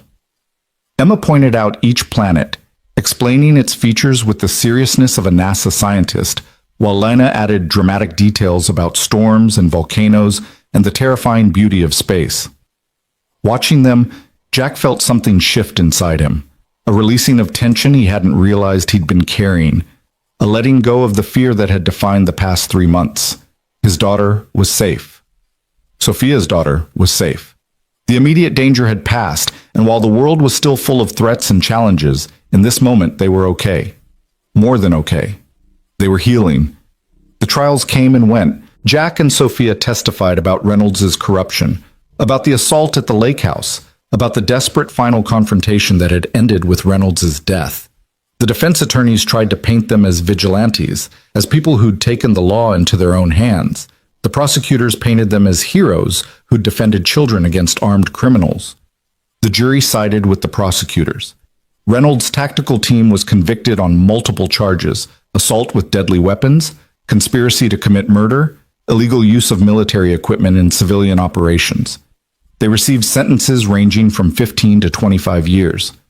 When the verdicts were read, Jack felt no satisfaction, no sense of victory, just exhaustion and relief that it was finally, truly over. 6 months after the trials, Grant Tech held a ceremony. Sophia stood before an audience of workers, executives, journalists, and families of the 4 workers who died under Reynolds' watch. She spoke about accountability, about the failures that had led to preventable deaths, about the company's commitment to never letting profit override human life again. Then she unveiled a memorial, a simple stone monument in the center of the Grant Tech campus, engraved with 4 names: David Martinez, Sarah Johnson, Thomas Wright, and Kevin Park. Below their names, a single line: "They deserved better. We will do better." Jack stood beside Sophia as family members approached the memorial, some crying, some angry, all of them carrying grief that would never fully heal. He'd met with each family personally in the months since Reynolds' death, listening to their stories, acknowledging the company's failures, promising that their loved ones hadn't died in vain. It wasn't enough. It would never be enough. But it was something. After the ceremony, Michael Chen found Jack near the memorial. The man who'd almost died 2 years ago, whose life Jack had saved at the cost of his own career, extended his hand. "Thank you," Michael said simply, "for saving my life, for coming back, for making this place what it should have been all along." Jack shook his hand, feeling the weight of that moment 2 years ago, the choice that had cost him everything and somehow led him here. "I'm just glad you're okay." "More than okay. I'm alive because you broke the rules. Those 4 people on that memorial died because someone followed them." Michael glanced at the stone monument. "Rules matter, but people matter more. You taught me that." After Michael left, Sophia joined Jack in front of the memorial. They stood in silence, reading the names, carrying the weight of what had been lost and what had been saved. Do you think they'd forgive us? Sophia asked quietly. The families, the workers who died? I think forgiveness isn't something we get to ask for, Jack said. We just have to earn it, every single day, by doing better. Then that's what we'll do. 1 year after the lake house, the Phoenix Response Center opened its doors. It wasn't much at first. A converted warehouse on the edge of the city, outfitted with training equipment and classrooms and a small staff of dedicated people who believed in the mission. But it was a start. Jack had transitioned from Grant Tech to the center 6 months earlier, once he was confident that the safety culture he'd built was sustainable. Morrison had been promoted to his position, and Jack had spent weeks training him, passing on everything he'd learned about balancing corporate pressures with ethical responsibility. The center's first training class consisted of 20 workers from various industries: manufacturing, construction, chemical processing. Jack and Sophia taught them about recognizing safety violations, reporting corruption, protecting themselves legally and physically when they blew the whistle on dangerous practices. On the last day of training, one of the students, a woman named Rosa, who worked in a textile factory, raised her hand. Mr. Miller, what you did, standing up to Reynolds and exposing the corruption at Grant Tech, that took incredible courage. How do we find that kind of courage when we're just ordinary people trying to keep our jobs? Jack thought about that question for a long moment before answering. I'm not courageous, I'm just stubborn and maybe a little stupid. But here's what I've learned. You don't need to be a hero to do the right thing. You just need to be willing to take one step forward, even when you're scared. You take that step, and then another, and another, and eventually you look back and realize you did something that mattered. But what if taking that step cost you everything? Your job, your career, your safety? Then you decide what matters more. Your temporary comfort or someone else's life? Because that's what it comes down to. When you see something dangerous and you stay silent, you're making a choice that someone else might pay for with their life. Jack's voice was gentle but firm. I'm not saying it's easy. I'm not saying there aren't real consequences. But I am saying that some things are worth fighting for, even when the fight is scary. Rosa nodded slowly, absorbing this. Around the room, other students were taking notes, their faces showing a mixture of determination and fear and hope. After class, Sophia found Jack in his office, a small space with windows overlooking the training floor. She carried 2 cups of coffee and a folder full of applications for the next training session. We have 60 people signed up for the next class, she said, handing him the coffee. Word's spreading. People want to learn how to protect themselves and their coworkers. Jack, I think this might actually work. It's already working. Jack gestured to the training floor where students were practicing safety inspections on mock equipment. Look at them. 3 weeks ago, they were scared workers who felt powerless. Now they're learning how to identify hazards, how to report violations, how to stand up for themselves. We're creating a generation of people who won't accept dangerous working conditions just because their employer tells them to. Sophia smiled. You sound like a revolutionary. I sound like someone who's tired of watching good people die preventable deaths. They stood at the window watching the students work. 2 people who'd been brought together by tragedy and had chosen to create something meaningful from the wreckage. The Phoenix Response Center wasn't going to change the world overnight, but it might save a few lives, and a few lives were worth everything. That evening, Jack drove to pick up Lena from Emma's house, where the girls had been working on yet another school project. Sophia's mansion was different now. The security had been scaled back to reasonable levels, the paranoia had faded, and it felt more like a home than a fortress. Emma and Lena emerged carrying a poster board covered in photos and text. Their project, Lena explained with barely contained excitement, was about heroes. Real heroes, not superheroes from movies, but ordinary people who'd done extraordinary things. And look, Dad, Lena said, pointing to one section of the poster. We included you. Jack's breath caught. There was a photo of him. He didn't know where they'd gotten it, alongside text that read, Jack Miller, former Navy SEAL and safety director, who stopped bad people from hurting workers and saved lives by standing up for what was right. Girls, this is... Jack struggled to find words. This is wonderful. I'm honored to be on your hero poster. You're our hero, Emma said simply. You saved my mom. You saved me. You saved lots of people. We save each other, Jack corrected gently. Your mom is just as much a hero as I am. She had the courage to investigate corruption even when it was dangerous. She chose to do the right thing even when it cost her company money. That takes real strength. Sophia appeared in the doorway, her eyes suspiciously bright. Are you making me cry in front of the children, Jack Miller? Just stating facts. The girls insisted on showing off their entire project. Heroes from history, heroes from their community, heroes who were teachers and firefighters and doctors. But the section on Jack and Sophia was the centerpiece, lovingly created with glitter and photographs and handwritten explanations of what made someone heroic. Later, after Lena had fallen asleep in the truck on the drive home, after Jack had carried her to bed and tucked her in with Captain Ice, the penguin beside her, he sat in his living room and thought about the past year, about everything they'd survived, everything they'd lost, everything they'd built from the ashes. His phone buzzed with a text from Sophia. Thank you for today, for every day, for giving me a chance to be better. Jack typed back. Thank you for taking that chance, for trusting me when you had every reason not to. The response came immediately. Coffee tomorrow? I have ideas for expanding the center. Of course you do, Jack replied with a smile. Tomorrow at 8. The months continued to pass, marked by small victories and incremental progress. The Phoenix Response Center trained hundreds of workers who returned to their jobs armed with knowledge and confidence to speak up when they saw something wrong. Grant Tech's accident rate remained at near zero, becoming an industry benchmark that other companies studied and tried to emulate. Jennifer Park published an article in a business journal about transparent accounting practices that became required reading in MBA programs. Jack and Sophia became something like partners, united by shared mission and mutual respect that had been forged in the worst circumstances and tempered into something unbreakable. They weren't friends exactly, their relationship was too complex, too weighted with history, but they were allies in the truest sense, two people committed to the same cause.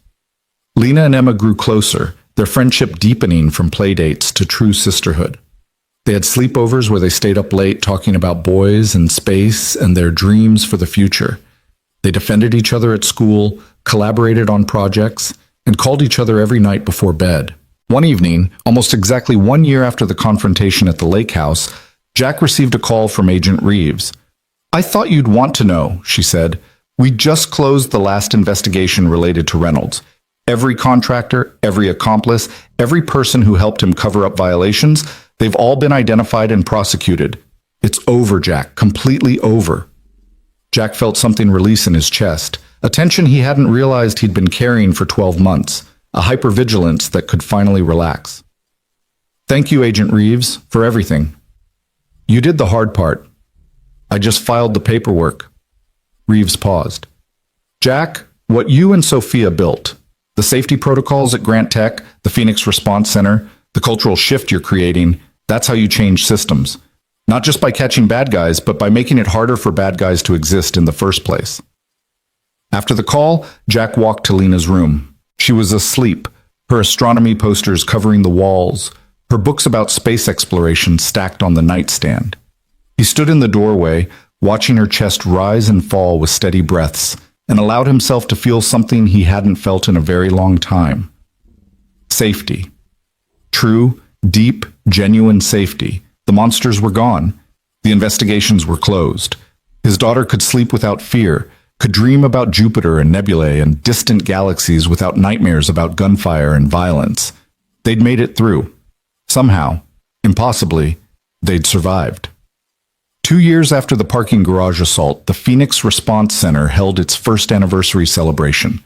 Over 300 people attended, workers who'd been trained, families of workers who'd been saved by whistleblowers who'd gone through the program, journalists who'd covered the Reynolds scandal and its aftermath. Jack stood at a podium looking out at the crowd, and for once didn't feel the familiar anxiety of public speaking.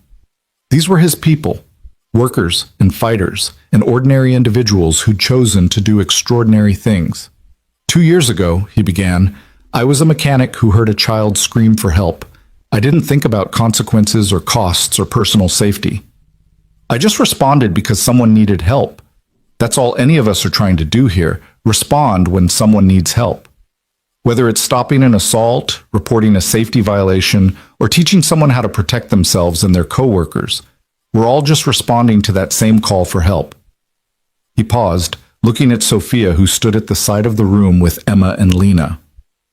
Someone once told me that heroes are just people who don't walk away. I don't know if that makes us heroes, but I know it makes us better than we were. And maybe that's enough. Maybe being better, helping where we can, refusing to walk away, maybe that's all anyone can ask of us. The applause was thunderous. Jack stepped away from the podium, feeling lighter than he had in years. After the celebration, after the crowds had dispersed and the center had emptied, Jack found himself alone with Sophia on the rooftop of the converted warehouse. The city spread out before them, millions of lights representing millions of lives, each one valuable, each one worth protecting. "We did it," Sophia said softly. "We actually did it. We stopped Reynolds. We changed Grant Tech. We created something that's going to save lives for years to come." "You did it," Jack corrected. "I just helped." "No, we did it together. I couldn't have done any of this without you." Sophia turned to face him. "Jack, I need to tell you something. Something I should have said 2 years ago, but was too proud and too scared to admit." "What's that?" "When I fired you, I knew it was wrong. I knew you'd saved Michael Chen's life, that you'd done exactly what any decent person would do. But I fired you anyway because I was afraid of bad publicity, afraid of looking weak, afraid of admitting that our safety protocols were inadequate. I sacrificed you to protect my image." Sophia's voice was thick with emotion. "And then, 2 years later, you saved my life. You saved my daughter. You risked everything to help me, even though I'd destroyed your career. That kind of grace, that kind of forgiveness. I don't deserve it, but I'm grateful for it every single day." Jack was quiet for a long moment, processing this confession, this vulnerability. "You know what I learned from all of this? People are complicated. We make mistakes. We fail. We let fear drive our decisions. But we can also choose to be better. You chose to be better, Sophia. That matters more than the mistake. I'm trying. Every day I'm trying to be the person I should have been all along. That's all any of us can do." They stood in silence, two people who'd been through hell together and had emerged scarred but stronger, broken but healing. "Jack?" Sophia's voice was tentative. "Thank you for not walking away, for being the hero the girls needed. The hero I needed." Jack smiled. "Heroes are just people who don't walk away. You taught me that." "No," Sophia said, smiling through tears. "You taught me that. I just wrote it down." 3 years after that night in the parking garage, on a crisp autumn evening when the leaves were turning gold and the air smelled of wood smoke and possibility, Jack returned home to find an envelope waiting for him. Inside was an invitation, Emma's 8th birthday party, with a handwritten note from the birthday girl herself. "Dear Mr. Jack, you have to come to my party because you and Lena are family now. Mom says families are the people who stay with you when things are hard. You stayed. That makes you family. Love, Emma. P.S. There will be cake." Jack read the note 3 times, each time feeling something shift in his chest. Grief for all they'd lost, gratitude for all they'd survived, hope for all they were building. He called Sophia. "We'll be there. Tell Emelina and I wouldn't miss it for anything." "Jack, about the note, Emma wrote that herself. I didn't tell her to call you family." "I know, that's what makes it perfect." The party was everything a child's birthday should be. Laughter and games and too much sugar and moments of pure, uncomplicated joy. Jack watched Lena and Emma blow out candles together, watched them make wishes that he hoped with his entire being would come true, watched them live the childhood they deserved. Later, as the sun was setting and parents were collecting their children, Marcus Thompson pulled Jack aside. "You look happy, brother. Really, genuinely happy. When's the last time you felt that way?" Jack thought about it. "Maybe before Afghanistan, before I got injured, before everything fell apart. And now? Now I'm building something instead of surviving something. There's a difference." Marcus smiled. "Yeah, there is. I'm proud of you, Jack. For everything you've done, everything you've become." I'm just a man who heard a child scream and decided to help. No, you're a man who heard a child scream and decided to change the world. That's different. That night, after Lena was asleep and the apartment was quiet, Jack sat at his kitchen table and wrote a letter. Not to anyone specific, but to the universe, to the future, to the version of himself who'd been sitting in the same spot 3 years ago, wondering if doing the right thing had been worth the cost. He wrote about Sophia and Emma, about the Phoenix Response Center, about Grant Tech's transformation. He wrote about the workers who were alive today because of safety protocols that hadn't existed 3 years ago. He wrote about Lena's dreams of space exploration and Emma's determination to become a scientist who solved impossible problems. He wrote about redemption and second chances and the strange mathematics of justice, where sometimes losing everything was the only way to find what truly mattered. At the bottom of the letter, he wrote a single line, the same line that had been written above the Phoenix Response Center's entrance, the motto that had guided everything they'd built. Heroes are just people who don't walk away.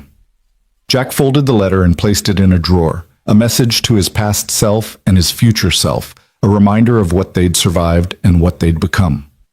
The next morning, he woke to find Lena making breakfast, badly, enthusiastically, with pancake batter on the ceiling and flour on her clothes. She was singing something about Jupiter's moons, completely unself-conscious, completely happy. Jack stood in the doorway, watching his daughter, and felt gratitude so profound it brought tears to his eyes. This moment, this ordinary, perfect, impossibly precious moment, was what he'd fought for. This was what had been worth every cost, every sacrifice, every terrifying choice. His phone buzzed with a text from Sophia. New class starts today at the center. 25 students. Ready to change more lives? Always, Jack texted back. That's what we do. He helped Lena finish breakfast, drove her to school, and headed to the Phoenix Response Center, where 25 workers waited to learn how to protect themselves and their co-war areas. Each one of them represented potential lives saved, future tragedies prevented, families that wouldn't have to grieve preventable deaths. Sophia met him at the entrance, carrying coffee and lesson plans, and the determined expression of someone who'd found her purpose. Together, they walked into the center, into the work that defined them, into the mission that had brought them together and transformed them both. Heroes are just people who don't walk away. They hadn't walked away. They'd stayed. They'd fought. They'd built something beautiful from something broken. And in the end, that was all that mattered. The story that had begun with a child's scream in a parking garage had become a story of redemption, of courage, of ordinary people doing extraordinary things because they refused to accept that the world had to be the way it was. Jack Miller, former Navy SEAL, former mechanic, former outcast, had become exactly what he'd always been: a protector, a defender, a man who heard calls for help and responded. Sophia Grant, former CEO who'd prioritized profit over people, had become something better, a leader who understood that success meant nothing if it was built on suffering, that wealth meant nothing if it cost human lives. Together, they'd created a legacy that would outlive them both, that would protect people they'd never meet, that would prove that integrity and courage and refusing to walk away could actually change the world. Years would pass. Lena would grow up to become an aerospace engineer, designing systems that kept astronauts safe in the hostile environment of space. Emma would become a corporate ethics consultant, teaching the next generation of executives that profit and morality weren't mutually exclusive. The Phoenix Response Center would expand to 12 locations across the country, training thousands of workers, preventing countless accidents, saving lives that would never know they'd been saved. Grant Tech would become the gold standard for safety culture, the company other corporations studied when they wanted to do better. And Jack Miller would continue to wake up every morning, grateful for the daughter sleeping down the hall, for the work that gave his life meaning, for the second chance he'd been given to be the man he'd always wanted to be. But all of that was still in the future. In this moment, on this ordinary Tuesday morning, 3 years after everything changed, Jack Miller stood in the Phoenix Response Center's training room, looked at 25 workers who'd come to learn how to save lives, and said the words that had become his creed, his purpose, his truth. Heroes are just people who don't walk away. So today, we're all going to be heroes. Let's get started. And they did. Because that's what heroes do. They don't walk away. They stay. They fight, they build, they make the world better, one choice at a time, one life at a time, one moment at a time. And sometimes that's enough to change everything.